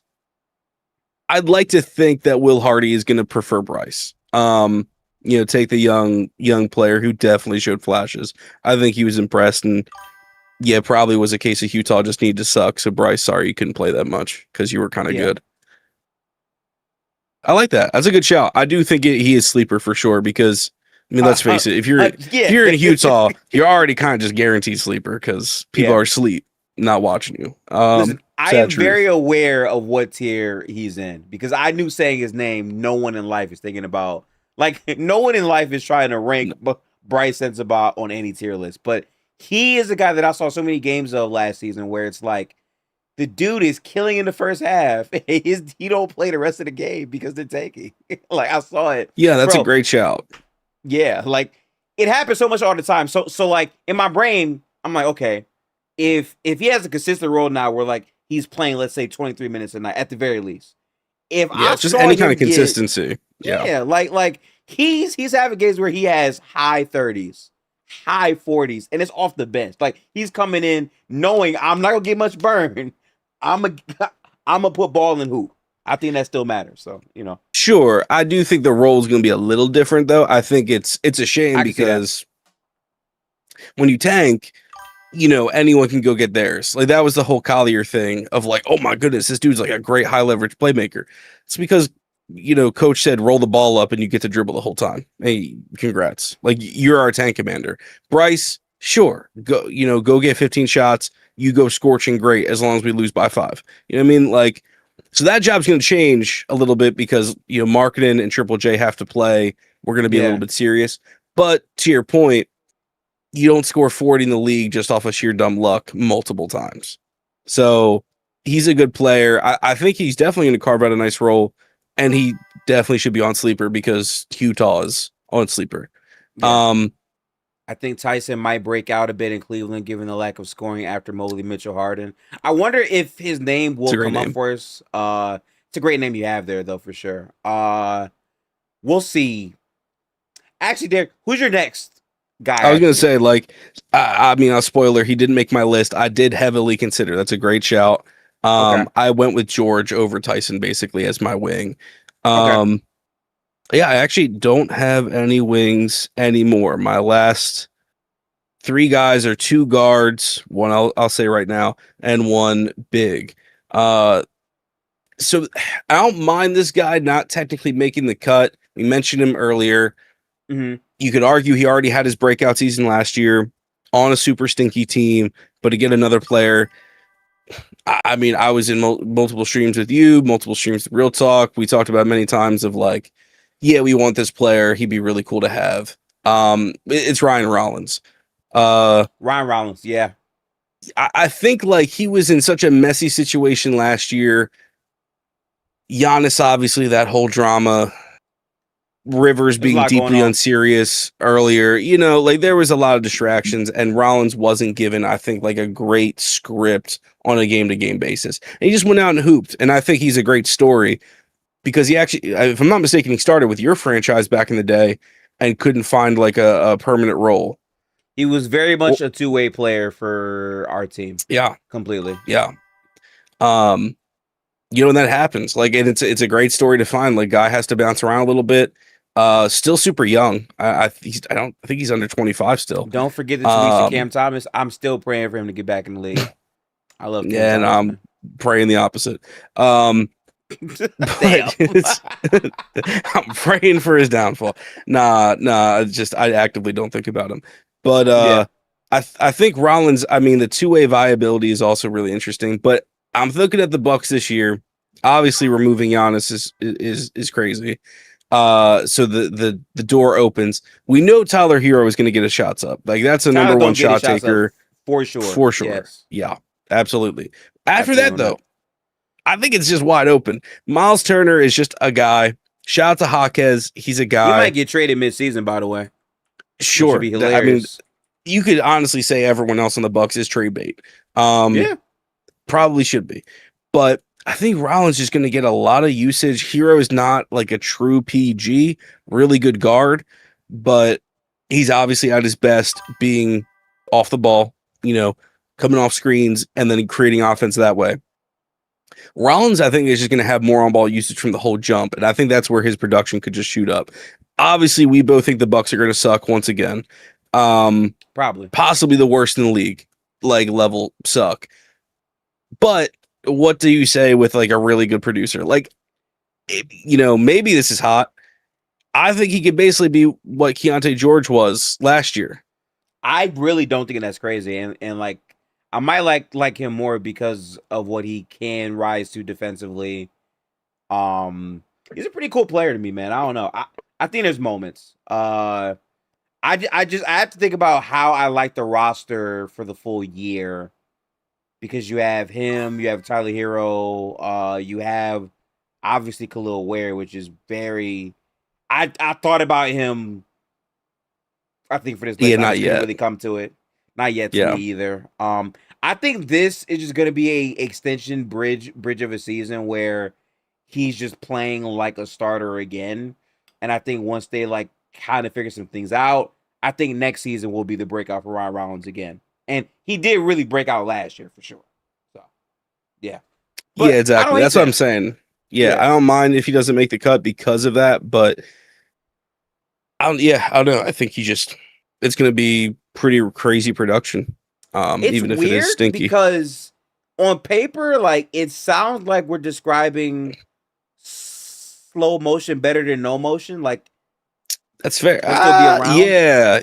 Mm, that's a good one because we should probably put someone here. We just didn't pick sticky players. Yeah.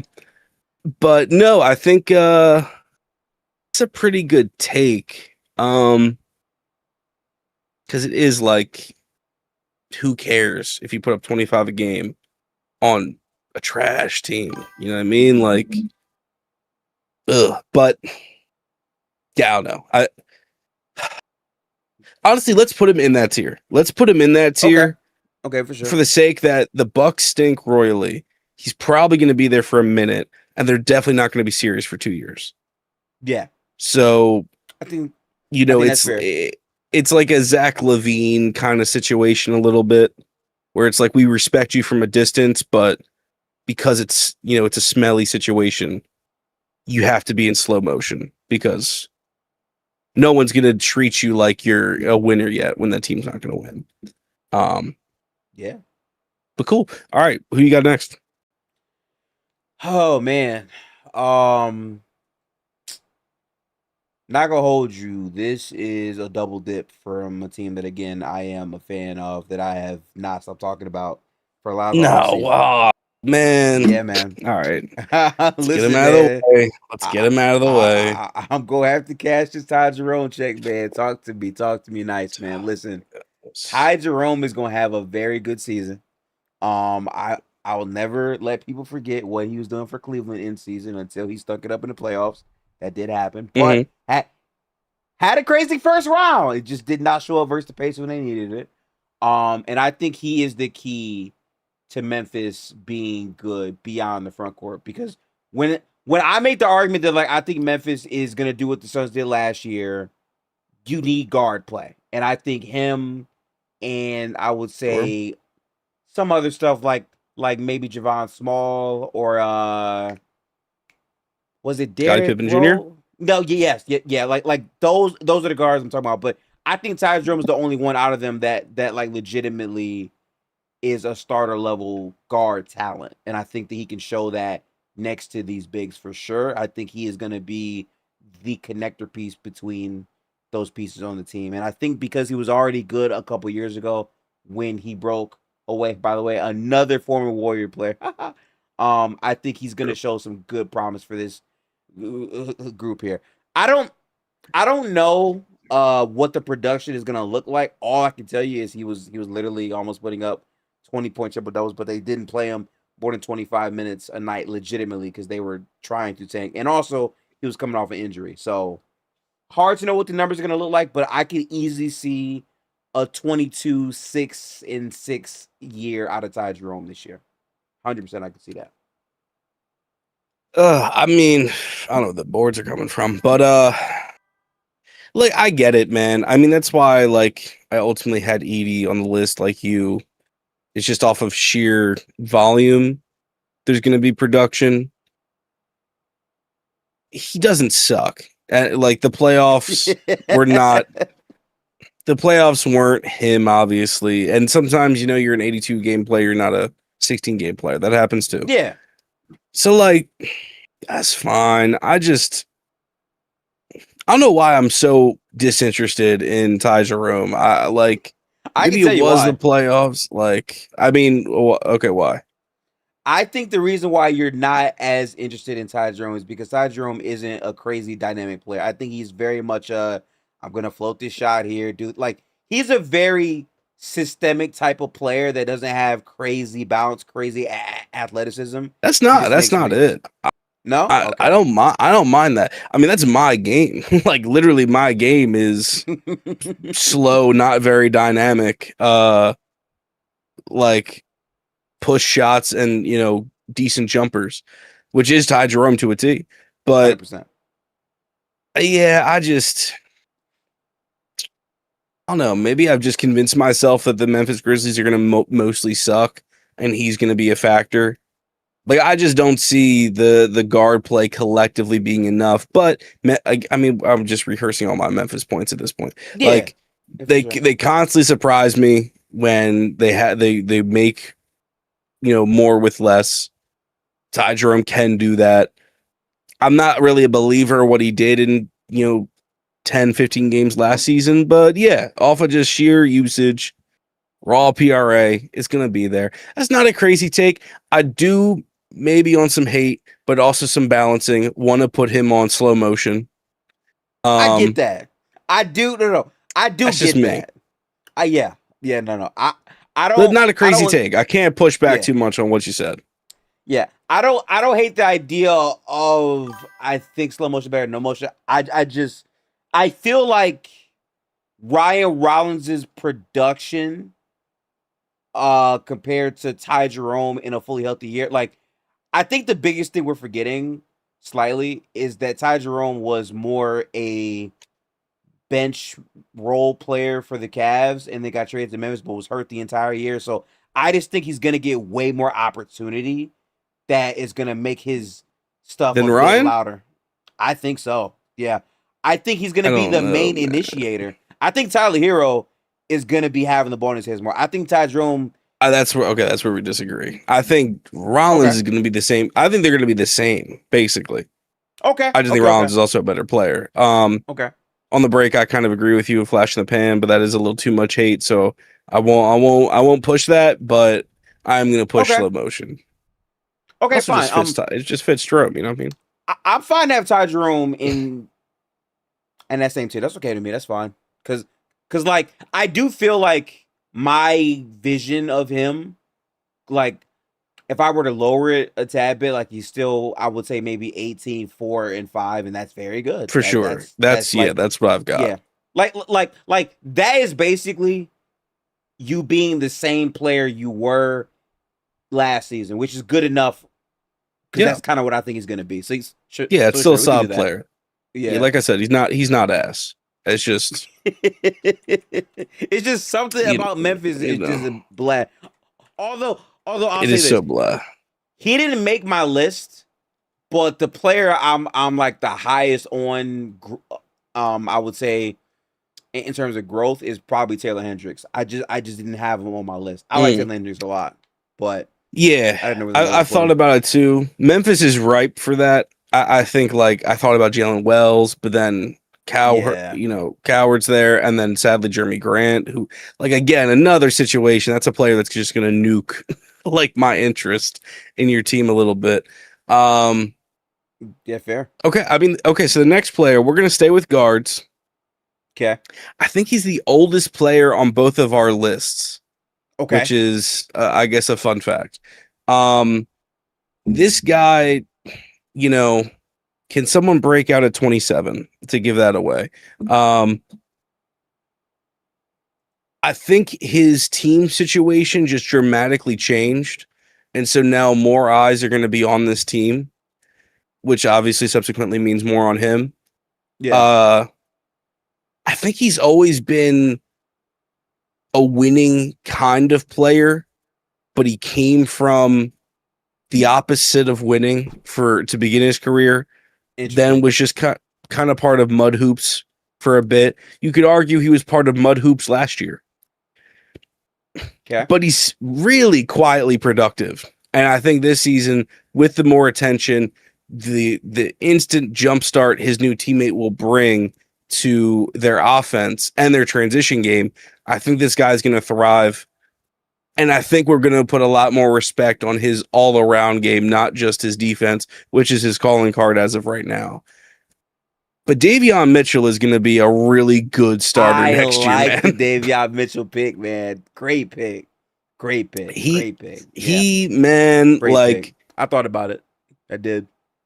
If Miami has any chance in the world, they need someone who can play the guard position. I think that's Davion.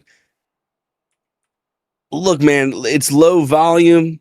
He's not going to be a knockdown guy, especially when it matters. I get that. But the three ball's quietly coming around to very respectable.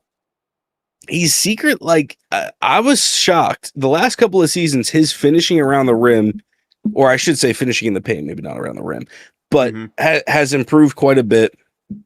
And what And his excites me real the most is defense the is defense is like we know that there's really no like it's yeah. not fake. It like bona fide hustle. Probably a top 10 You guard know, defender. yeah, absolutely. I was Yeah. just about to say like he would have been my like third team all defense type deal. You know what I mean? I think he enters those conversations.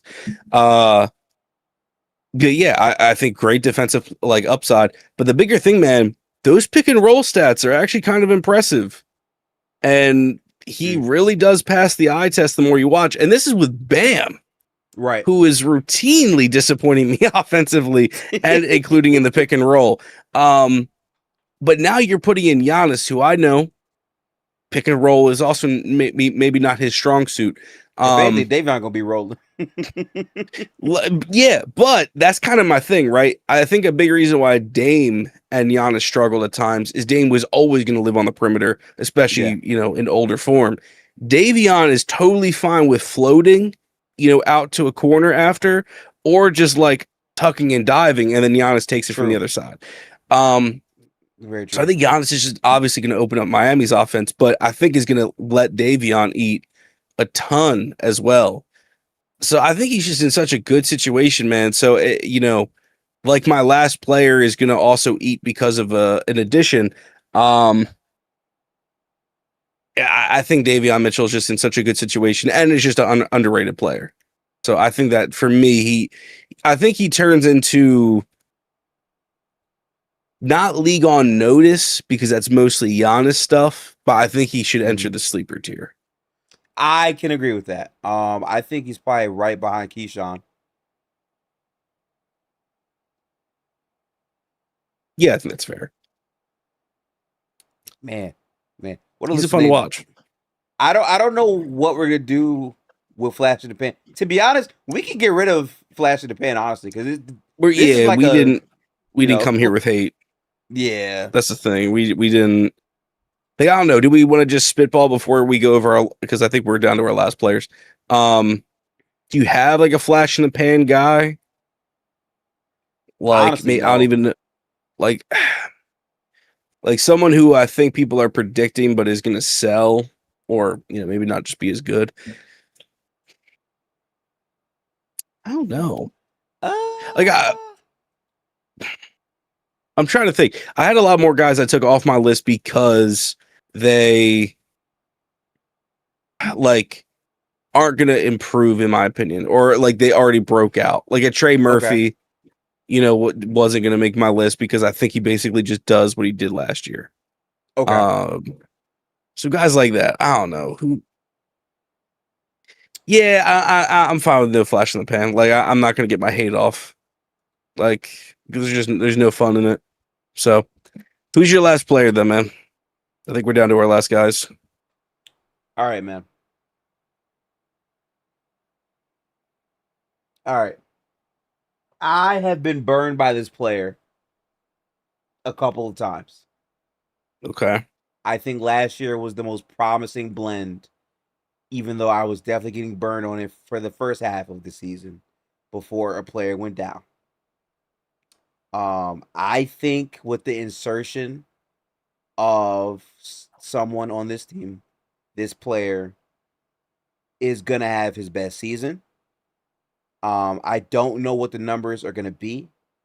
I think he's gonna be called upon a lot more, probably on both ends of the basketball. But I think he's gonna make this team better. And I think in terms of where he likes to operate and get feel, I think he's gonna have way more opportunity to get feel on this team. And again, he is a player that is already pretty known. I think there's a lot of people that love this player, especially after last season. So he's 100% known. But does he pop? Is the question that we have, which like a lot of people like didn't talk about because what they did overshadowed that. I have Jaden McDaniels. Oh. I think this is a big year for Jaden Okay. McDaniels. Yeah. I was so lost when you're like already loved. I'm like, is this a Guy Santos situation? Oh, oh. Like it's. I was like, when he went down, I'm like, Yeah, yeah, Jimmy Butler, I guess. Like, okay, J yeah. Mac, okay, I sure, so like I picked J back because of this, right? Julius Randle operated a lot of times near the same space on the floor J Mac would do. So like normally when he was playing sure. off of them, he'd have to basically float all around to the corners and whatnot, and it was very clunky at times. I think salary dumping him off of this team leaves the wing pretty open for J Mac to do more things. I would say creatively. And more Yeah, importantly, I just think the insertion of a guard who's gonna actually look to find you a lot more and like really get yeah. you the ball. I think by default, especially in transition, his points per game are gonna probably increase. I think the shots are gonna also go up. And again, he had a very promising offensive year last year as well. After Anthony Sure. Edwards went down, you saw him really get a lot more potent offensively next to Randall. And then when Randall wasn't on the floor, he also looked really good. So I just think adding a playmaker to the group is gonna make him look better, and he's gonna replace some of the Julius Randle production. But I don't know what number I'm confident putting him at. I just think it will look better for him. Yeah, he's an interesting player because he was like a most improved candidate, like you said multiple times, and he just never took that like offensive leap that I think we Yeah. were expecting. Again, I've been But burned by him a couple times. So I yeah. yeah, but to your point, like this is the most interesting situation he's been. Like LaMelo is a real deal playmaker. To your point, Randall and Nas Reed are no longer here. Both. So the minutes are certainly going to be there. The opportunity is certainly going to be there. And I think certainly Ant wants him to succeed and wants him to get shots and take pressure off of him from scoring. Like there's a want, there's a need, and now there's certainly the opportunity. So I Yeah. think it's a good shout. I mean, it is so tough to gauge because, yeah, I don't know what those numbers look like. Like Right. he could be, what, 16 to 18 a game is kind of like the first thing that comes to mind. And still be, relatively the same defensively. I don't think he has to, expend a ton of energy to find success.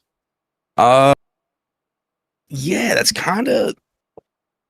pretty good. I mean, like league on notice, like the best of league on notice, maybe, because now people are going to be like, I don't know. What kind of conversations could he enter? I think is kind of That like, that now I see that is what I struggle with the most of the list because I would argue the playoffs put him on notice. Like the entire like right. seeing him call every defender garbage and trash and Yep. actually demonstrate that in And the then get playoff buckets. series, that put Exactly. him on notice. But to me, like while that put him on notice, that never put him in like conversation. Like people never said he's better than X player or Y player. I think Right. after this season they will start doing that. Interesting. Yeah. Okay. Yeah. He is tough to gauge. So yeah, okay. So what you're saying, he's already. So it means then he has to be breakout tier then for you. Yeah, yeah. I wasn't confident in it as much initially. I had him at league league on notice, but to be fair, like I truly do feel like the playoffs already put him there, and I just think if he has another step, like I think what I think he'll do, could make Minnesota a much better team than people think, Mm. and I think people already view them as like that third team. I feel like they could win if they get a 4. Which isn't crazy to say in Oh theory, yeah. but like you need Jaden to like really be more consistent offensively. And I just think adding a playmaker that's going to like push ball movement as a unit by default will make him better. I just do believe that. Yeah, I agree. I mean, great situation. Opportunity's definitely there. I think he kind of has to go and break out then, because now we're talking about like if everything works out for Minnesota, they have that another deep playoff run. Uh, you know, like that. He is tough, man. It's tough because it's like Because if you what think really about it, right? changes? he already has so many moments that are iconic. Seeing Anthony Edwards in the interview say they got Kevin Durant, but We we got have J Jaden Mac. McDaniels in Yeah. the regular season. Yeah. And then literally sweeping them when he's playing crazy as well in the series is one thing. But then last year, like I would argue last year is like the introduction to him emerging, and then this year is the okay. Now I'm actually going up from that now. Yeah, I mean that's not crazy. I think that's where I'm stuck. I'm like I'm fine with putting Breakout, but I am at a crossroads. I don't know what changes for him. You know what I mean? Again, That's the it's question. Yeah. I already compared this player tonight to somebody else, but like OG, right? It has become like a quintessential version of the wing everyone needs and wants. Those are the We saw combos. him right, like we saw him win. You know, obviously the tip in, like great production, offense was absolutely nuts all playoffs. Mm-hmm. So like the Knicks won, and then like the Knicks chip is funny in the sense of like Brunson got obviously a lot, but we haven't gotten to those crazy narrative talks yet where anyone blew up. It was sort of just like a great team chip. Guys were kind of vindicated, I guess, but the combos haven't really changed for anybody yet. You know what I mean? Right. If that makes Right. sense. I mean, we have our point guards list at the this weekend, so maybe Brunson will be the first of the talking points. But yeah, I don't know what changes for J Mac, but I mean, awesome player. So I think that's fitting. I guess my player's a little different. Okay. My last guy, joined a new team this offseason.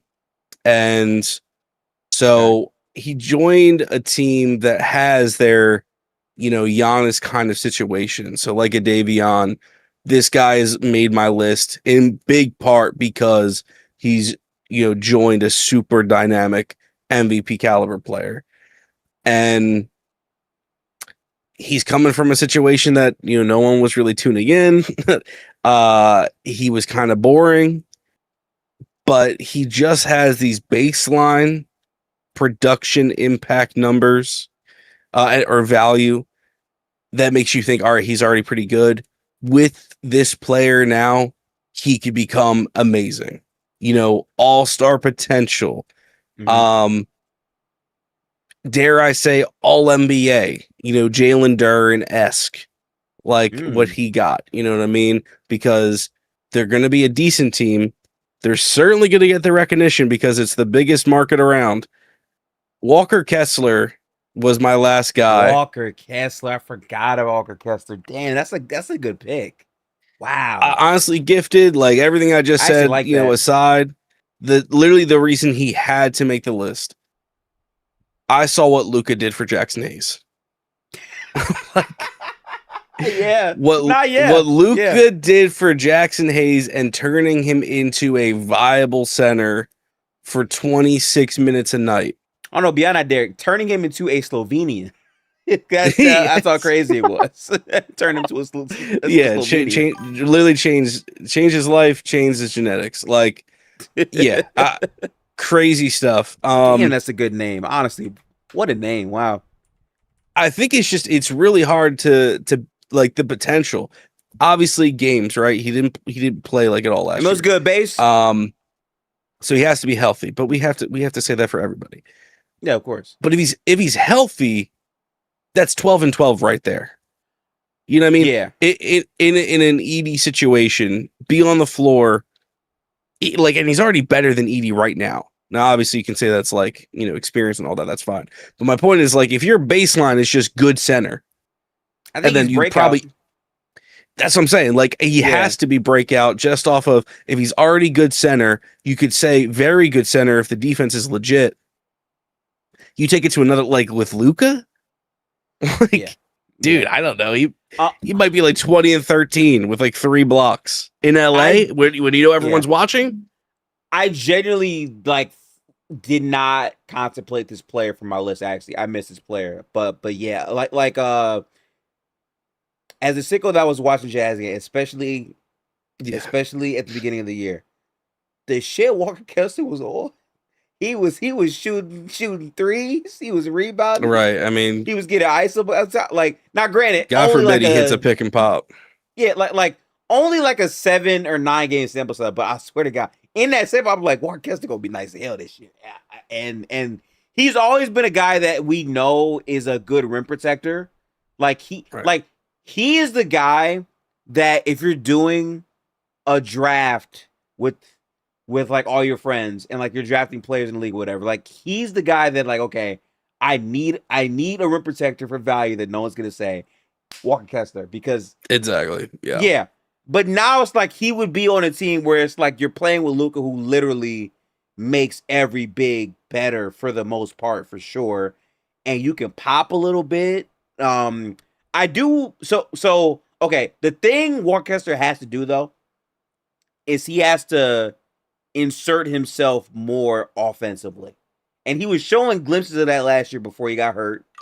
How that looks this year, which obviously I personally believe, like, yes, he was hurt, but he probably could have came back. It's the Jazz. We're not bringing you back. Yeah. Yeah. Go take Yeah. your time. So like I do think Kessler's the player that is gonna be healthy to play this year, and he's gonna be playing off of really good passes. But my thing is this too, like the defense is gonna be the calling card for this team. Like he's gonna have to carry a lot defensively for this unit. And if he's able to do so, I mean, we at that point are talking about a top 12 big man?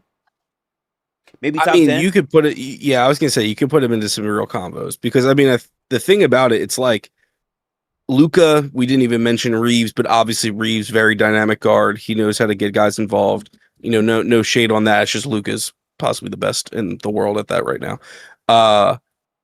For me, man, it's the JJ thing too. What JJ was able to accomplish with this roster, not only just defensively, which was he was working miracles to me at some points in the season. Because I couldn't believe what I saw from this team defensively. And I get it; it's a very different roster now, but like, there's some good and some bad with that. For me, man, it's what he can do with Walker offensively. Maybe he does some nail/elbow work, doing the Bam Adebayo DHO stuff. And then that's going to open the door. And then, I mean, some post touches, like get a crazy mismatch, and then Luke and Reeves draw attention. Yeah.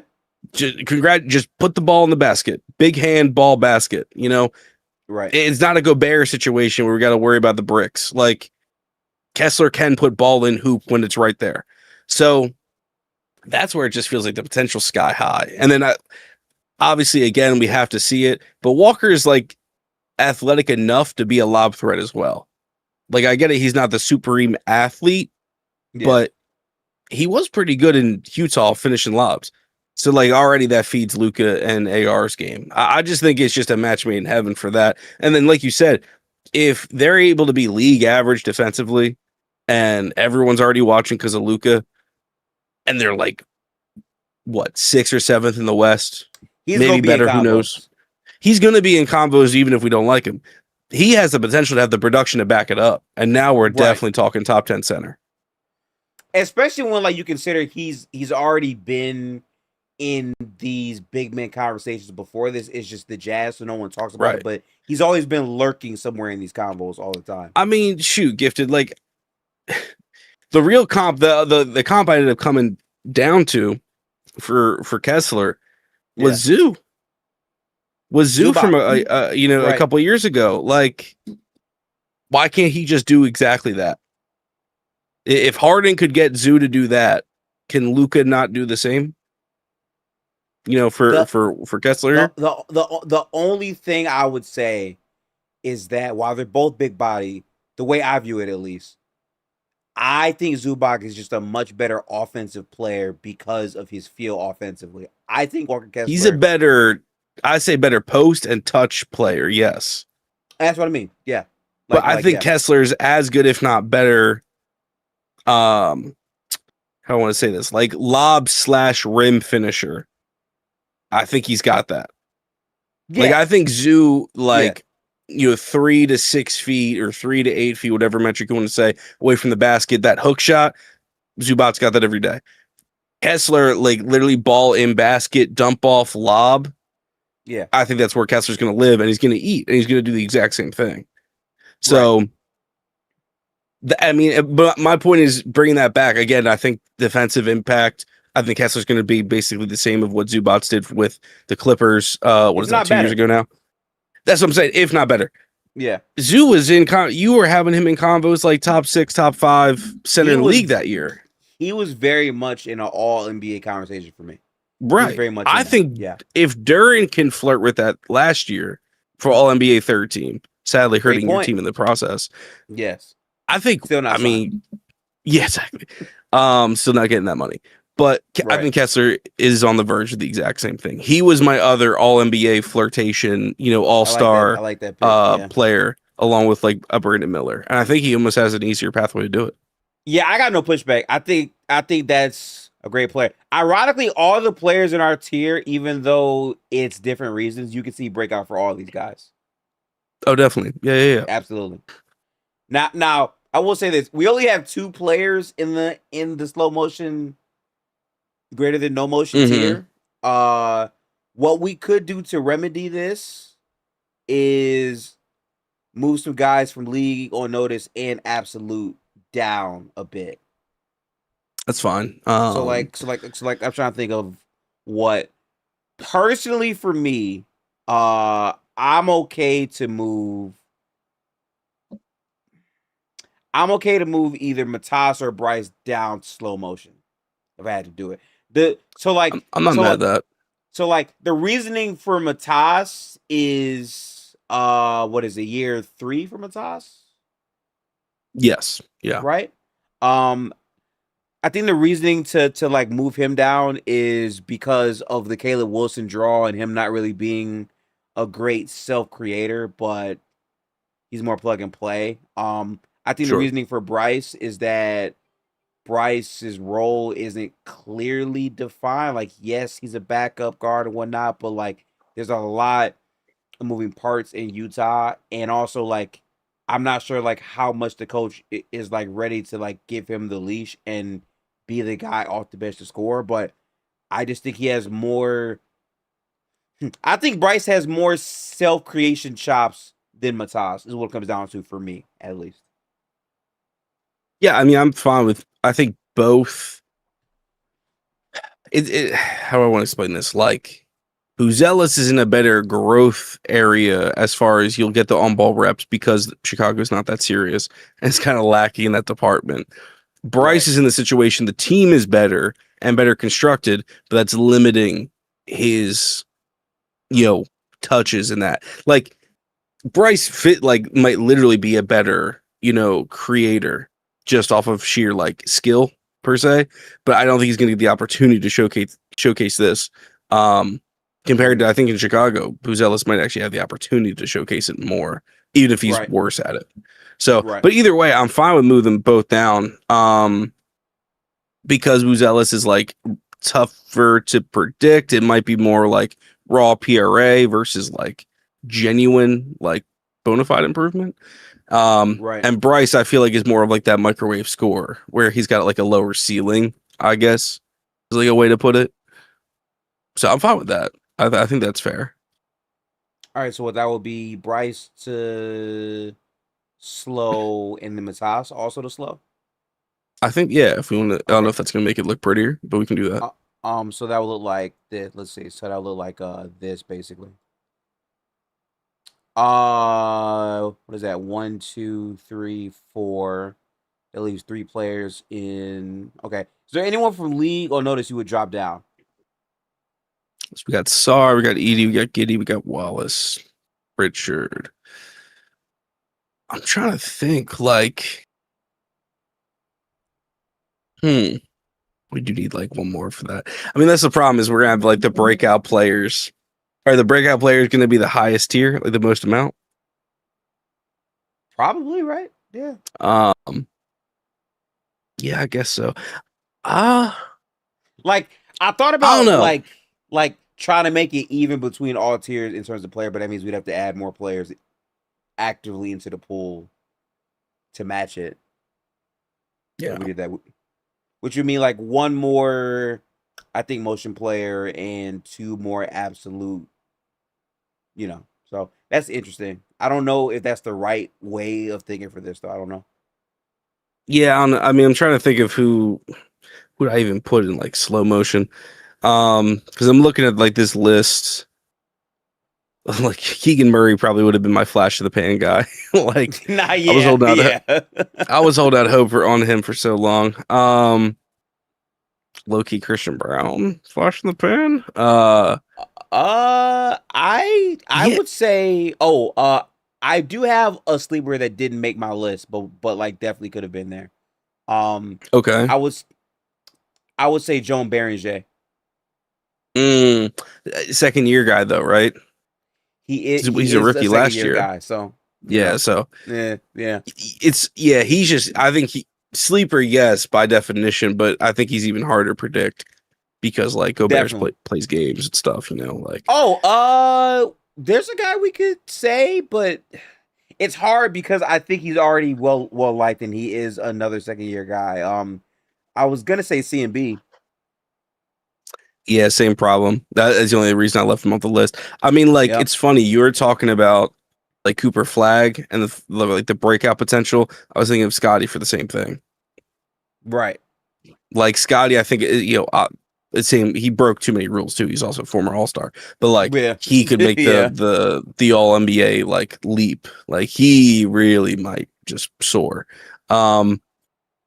Very seeable. Oh no, like again, a reach is Asar Thompson a sleeper we add? Like, does Oh, his offense Asar. become? No, I do like Yeah, I that. mean, I, okay. So like, here's my take on it though. Right. If I had to like actually be honest, I think the growth in Asar is not going to be with the jump shot. I think it's going to be doing more things offensively finishing. than just catching. Yeah. Like that's my thing. Just make more Finish layups more and dunks. dunks. Is Yeah, exactly. is that is that for me? So, I mean, do we want to do that then? Do we just want to add Sure. so each row has 5? Yeah, sure. I'm So right there because that way Asar that's 5, is 10, cool 15, with a 20. sleeper. So let me Um, add Sir Thompson. I guess the Trying to think question of is who like, if we're else. adding a Sar, would you put Amin on here too? I'm gonna say no, only because next season I don't think statistically will grow. I think Asar at least has the potential to grow. Okay. Um, because like Toby's gone from your team, right? So like, and Yeah, he's Thompson was gone. just way too invaluable defensively, so he has to play. So with that, like, he just has a better avenue for growth. I feel like, Right. um, where it's also just easier, via the eye test. I think Amon, it's like if you Amon, all people are going to care about is like, can you make a jump shot? That's all. Yeah, that's Um, it. that's it. Unfortunately, that's it. No one's going to care about anything else. Nah, Even you're if that's right. not fair. Uh, Shoot. I'm All looking right. at Shaden. Is he I like slow motion, no motion? I have a deep cut, but I think it's way too Okay. nerdy. I think it's way too nerdy to be honest. I'm just brief. This is a player that no one's ever said in their life, probably. I would say Quentin Jackson from the Pacers would be in this tier. I think like he's a guy that like now listen, I might be biased, but seeing the way he fucked my Warriors before he got hurt, Oh, and they like actively take. I wish listen, there. I wish he paused. He never did. So I like yeah, good. I Yeah, okay. All right. you know what I'm saying? Nah, the only thing is like it's such a Is he niche gonna player. play? Yeah, like I don't even know if he's gonna play like that or whatnot. That's probably not a good name for it, but That's the only problem. Is like the guys have to yeah, like be guaranteed to play. They that's kind the of thing have to with be that. like a top 8 guy in their rotation. Um, Yeah, I'm trying to like. I'm looking at teams right. Oh, you know what? I have a good guy. I have a good guy actually for absolute sleeper. It's funny. Yeah, Wait, he is might be he just washed. I need to see real quick if he is a second year player. I think he might be. Let me double check though. This was the thing. Like the list got really difficult quickly for me, as far as Yeah. like just the way I saw things. Excuse me. Um, like man, they stink. But is anyone on here? I have another name that I think is actually very interesting, but the problem is he's another second year player. But I think he can really have like a big year. I was gonna say Igor Demin on the Nets. Yeah, it's the same. Yeah, okay, hold on. To that point, maybe Uh-huh. we can throw a net on there without breaking the rules. Okay. Because now I need to double check that this guy, he definitely ain't a second year player, but I actually don't know how much he's played. What Oh, season is this for Peter him? in chat, Oh Peter wow, gave a good shout. Mr. Scoot Henderson. I don't know how to look at Scoot though. Cause like, dude, yeah. dude, I don't he would know. have been on my list, but then Portland had a trade for Ja and just Yeah, ruined like it. I truly think the Ja trade puts him in the most interesting spots because I think he's probably the first guard to go. I Man, think because Peter, I love Scoot. I really still think that like nearly the world is his oyster. He could be a great guard in this league, but he is now stuck in yeah, a miserable situation. he's in Um, purgatory. Yeah. yes, yeah, he couldn't make it. But to the net, Dayron Sharp, maybe he is the net. He was a guy I Oh, considered, and Dayron I Sharp. didn't That's put interesting. like. Yeah, what is he 24, 25? He I think now has the full-time starter job, no more Nick Claxton BS to deal with. um Unfortunately he has to deal with MPJ and Julius Randle nonsense, but go rebound the ball, finish putbacks, get it off the glass with like Yeah. some decent little playmaking chops. He might be I mean, this is slow motion no motion I'm campaigning for, not sleeper, but Yeah. I think I think, again, like you're kind of looking for this kind of player. So I think that might be him. Dayron is an interesting shot. It's weird because it's like he's a player that like I watch the games and I don't even think about, but dead ass he could pop. It's not crazy. Now I'm just trying to think if I'm higher on him or Igor, and like I think Igor moves me just slightly more because of He his does. I'm just shooting not trying to break ability. the rules. You know what I mean? Otherwise, we would have Oh to switch the yeah, whole list no, not true. True. Damn, that's a because good then we point. would have put like Dylan and Coop. Like Coop made the list because of your explanation, but we're just. I mean, he's there for the graphic. You know what I mean, he's there for the Yeah. attention. The other player we could say, because what is this going to be? His third season, right? Quick Mm-hmm. math. Yeah, this will be his third season. The Walker Kessler clone, Donovan Clingan. Oh shit. Not even clicking. You know what I mean? Ooh. Cause that playoffs was kind of ass, but you definitely got potential though.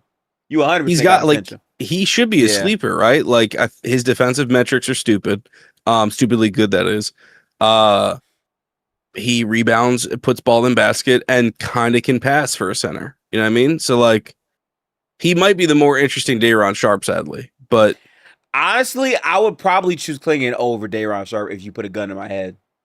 right. I'd You know what I probably mean? do that. Like, now is he slow motion or is he sleeper? I'm trying not to overreact to the playoffs. This team drastically is going to need him to step up defensively because you have so much more defensive liability that will be present in these Right. lineups.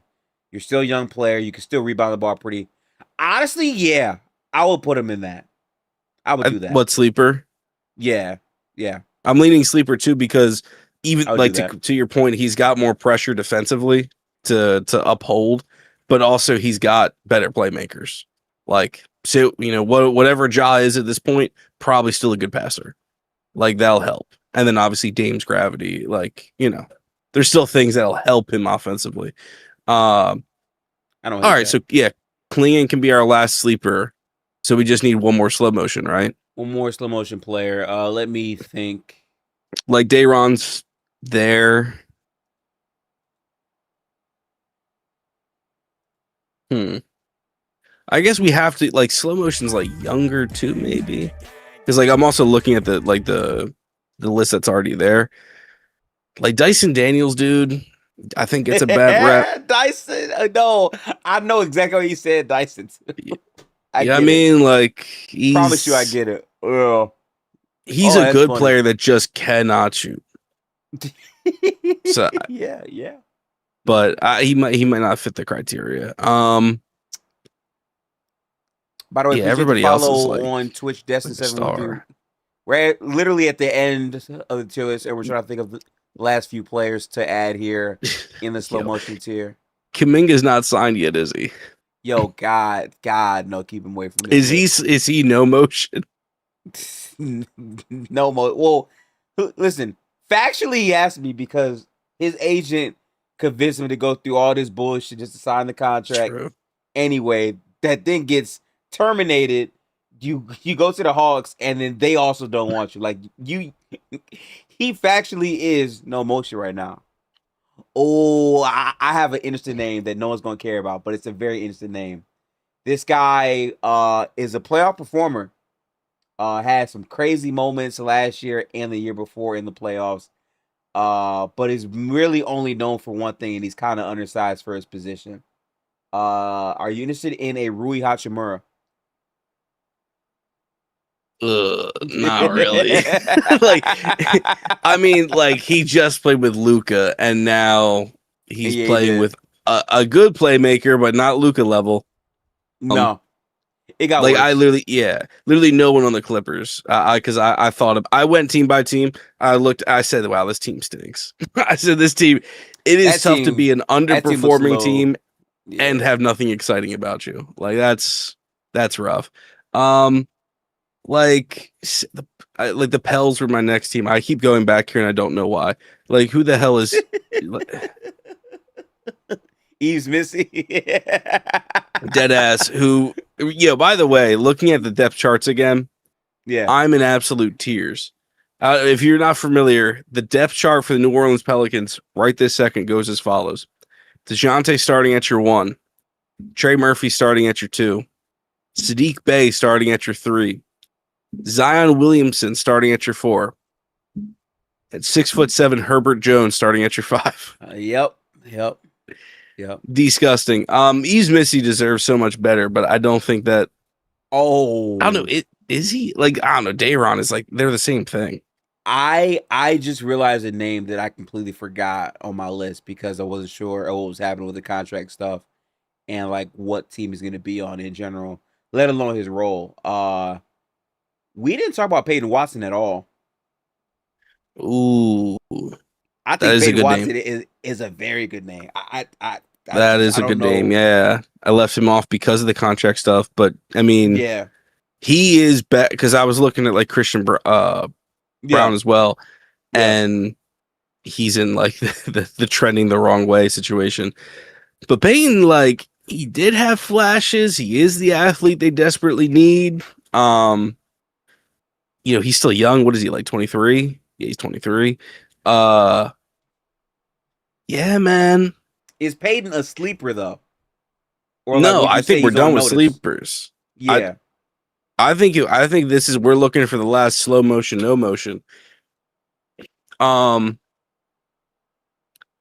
Is he slow motion because he's probably going to have to take like a pay cut to stay in Denver? Like, is there a one? Like, I don't know what the likelihood basically what we're is. asking ourselves is like, is he gonna grow significantly from last season, or just do more of what he did last year for the full year? That's the question. I don't know because he's kind of like in a 6-man spot, right? Like what? Jokic. I mean, here's the thing. I don't think he does because of Cam. They still got Cam Johnson. Unless you say he starts over Christian Brown, but I think like positionally that doesn't make a lot of sense. You probably don't do that positionally. But to that point though, if Aaron Gordon's hammy is still not there, they might have to just rock with Watson a bunch. It is like heavily dependent on the contract stuff and what happens with that because I think that I think it tells you a lot. How is he not signed? If he takes a qualifying offer, are they starting him or like are they gonna fuck with his minutes to? No, I think he's the 6-man because I think they're still trying, right? Like it's Yeah. still gonna. like whatever whatever you think of them contending status, they're still going to try. So I think that's their six man. I think they're going to rock with the same thing of AG and Cam with Jokic as the front court, Christian Brown and Jamal Murray as the backcourt. And I think AG is just going to miss time, or they're going to have to like try and save him. Peyton Watson's like the, better transition athlete. I'm gonna be honest with to you. AG. The more that we talk about this, the more I'm being talked into slow motion because the uncertainty of the role and the volatility, and knowing that like because of that and the contract stuff, like he can still be very, very good, but it could just look like more of the same for last year because Jokic is out for a whole month of basketball. Like that is a huge part of this. Right. Like a lot of his killing came from like when you saw Jokic out. Now, granted, he still played well after Jokic came back, but it wasn't at the same clip, obviously. But I think if he is that six man, you know what I mean? Like, okay, you're gonna come in. We need you to kind of do Aaron Gordon things, but at the same time, it'd be cool if you could score. Also, by the way, if he does take a qualifying offer, which I like I said, I don't know the likelihood right now of that, but if he did, all the more pressure of you need to go hoop because you want to get paid one way or the other. Definitely. So I think he has to be slow motion. I think he's like I don't hate that. He also fits the A description. You know what I mean? Like I think he's in a kind of a crossroad situation. I think that's good. And like, I think he has to make the tier list in general because he's definitely one of those guys. Yeah. No, I think that's good. Type in Peyton Watson. I'll tell you this much. I feel way more confident having Peyton Watson on this list than, no disrespect, but Day'Ron Sharp. Yeah, maybe that was too in the weeds for a lot of people. I mean, he's a cool shout, but listen, goes to show I Brooklyn. Flirted with saying a Pacer, so I mean, that's not too bad. That's not crazy either. I thought about him, but I think they're gonna be like their tight like 9-minute rotation. Probably. I would actually put him at the top of this tier just to signify like we don't know what's happening, but like he's got to be, you know what I'm saying, here somewhere. Yeah, that's fair. I think that's valid. And this list does now look cleaner. So our breakout players, we have Brandon Miller, Kobe White, Cooper Flag. We have Jaden McDaniels, Walker Kessler. I'm gonna be honest. I'll probably go Coop 1, Walker 2, Kobe 3. Would I go Jaden over Brandon Miller for breakout this year? I'm gonna say based off of the history, I think it's right there as you have it has to be it. That's probably what it is. Yeah, I think so. Because also, I'm not gonna lie, like Brandon Miller's breakout is probably gonna be noisier than J-Max.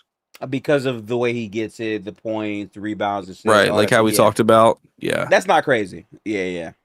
Okay, cool. I think League on Notice is pretty good. I mean, if you want to push, that's tough. I mean, Giddy has a case because of that like crazy PRA. He could very well average, so you could put him over Edie. Star, I think, is going to have the notoriety, but also same thing. Like Giddy might just be more valuable. So I don't know. That's tough. What would my logic? Okay, so I put Pritchard last for sure, for what that's worth. Yeah. But I would go Edie first because I just think I think the ceiling of the player is higher than a lot of these players if he's hitting it. I think Star. What is that? Let me think about that. I mean, I don't know. Like, I think Sar and even Giddy's ceiling are higher than Edie's. Yeah. Sorry. To be fair, I don't mean like player for player. So I mean like in terms of like the impact they'll have on their team. Like if Zach Edey's exactly what he is, Memphis is probably a playoff team. If he's who people think he is. Okay, they're definitely not. I don't know where this playoff team just came from, but okay. Like I'm just saying, if he's that fully. I mean, okay, so by that logic, then I think he's fine at 2 because I think Giddy, for that same argument, would be higher than him. A good point because Josh's ceiling could be really crazy. Yeah, nah, yeah. That's not. So I I don't think think that's Edie bad either logic. way I don't think that's has bad to stay logic. at 2. And then for what I'll say then, I think it would. I can't believe I'm putting Giddy anywhere here. I don't want to campaign for him. Putting Giddy at 1, Edie at 2, Sar at 3, I don't and think then I Star think falls it's Wallace any. Pritchard. Yeah, I think Wallace Pritchard is perfect. Yeah, I think they're just, even if they're better players, they're just tougher to gauge their growth. Yeah, So I think Sar off of like just sheer intrigue. And then I don't know. I mean, I don't really need to change sleepers. I ain't gonna lie. I Like think Sleepers is that's perfect, fine. exactly where it's at. Honestly, Yeah, I think we're good. It only took 2.5 got hours, it. but we got it. Honestly, not bad. I think overall, good conversation. I will screenshot this and put this out. Yeah, what a list. um, Hilarious. now it's funny because our next list for point guards, not gonna lie, I looked at it and it's like, oh brother, it's gonna be a blood bath. I'm assuming our numbers for the criteria again would be 40% last season, 40% projection, and then Yeah. 20% reputation / legacy or whatever it is. Yeah, I think it has to be that. I think it was a good balance last year as far as Yeah. breaking up. Um, like projection still has to be a lot, but last year, doing the lion's share of the work, I think is fair. Woo! This Yeah, I'm point not guard ready shit for get that. wicked. This point guard shit gonna get wicked. Man, I I I got I got truly nothing think for that's gonna that. be crazy. Yeah. That'll be a fun conversation. I personally haven't like hardcore started. I've just been like softly watching some of Me the either. players and you know what I'm saying, seeing this or that. So that'll be fun when we get there. But yeah, that is our NBA 2027 breakout players list. This is pretty well crafted to say the least. Obviously, I like how like this is a positive list because obviously breakout is like we think you're gonna have a meaningful, impactful season this year, and I think all these guys Exactly. are in position to do just that. So I actually love this list. And yeah, Derek, appreciate having you on for literally 2 hours to talk about nerd hoops. I guess is what we call this. I don't know. Yeah, I get. Yeah, like more in the weeds hoops. No, my pleasure, man. Like I said, this is one of my favorite lists to do because we're more in the weeds, talking about players that aren't going to get the same kind of attention. Because in a couple of weeks we'll go right back to talking about the Lakers and their ownership drama, the latest LeBron and the Sixers drama. So headlines that we're going to have all year. So it's nice to squeeze in, a few more Yeah. weeks of just hoop talk. Ooh just said y'all forgot Mac McClung. Yeah, I mean, what's Turkish motion? Because that's kind of what he's aiming at right Turkish. now. Now, how mad do you think people are gonna be that we had Cooper Flag and Dylan Harper on the on the face, and Cooper made it, but Dylan Harper just not on here at all? I mean, I think it's hilarious that Coop made the list in the first place. Because then, I mean, I'm hoping it's just going to draw more attention, and spark the outrage. But Yeah. I don't know, man. Like Harper wasn't going to make my list anyway. Like I did the I did the math. I literally sat down, went Okay. through the minutes, and carved out what it could look like for Harper. I think it's Fox gonna be is the same going season to then, man. play like he's gonna play next season. I'm sorry. The best Harper can do is increase his minutes by 5 in the regular season. That matters, sure. Yeah. But that's really not changing his world. So, barring crazy injury or absolute, I'm so desperate because championship and Wemby, they trade Fox. Harper is just going to be a really good player next year, just like he was last year. The I think breakout so. ain't happening yet. Yeah. I think the reason why Dylan wasn't on my list, even though I had Cooper, is just because I know Fox is going to remain on this roster, and I generally think we're going to see the same shit where it's like, oh, Dylan Harper looks crazy in these minutes, but like, Exactly. it's not going to progress any type of conversation. Cooper Flag could have a season where we're changing conversations. Now the argument would be Dylan Harper is so goddamn crazy in the minutes. They say, fuck it, we don't care how it looks, you got to start. And that changes like everything. Right, If that which could happens. still happen, but I Yeah, think it would take too long. You know what I mean? I agree. And I agree. Yeah, Like Fox would have to stink really bad. Like that's the other thing. Fox It'd have to stunk be, it like, up Hall in of the Fame worst bad. times, right? Yeah. Like, but last year he wasn't bad enough. That's what I'm saying. You know what That's I what I'm saying. mean? Like he Yeah. wasn't bad enough for it. So we'll see.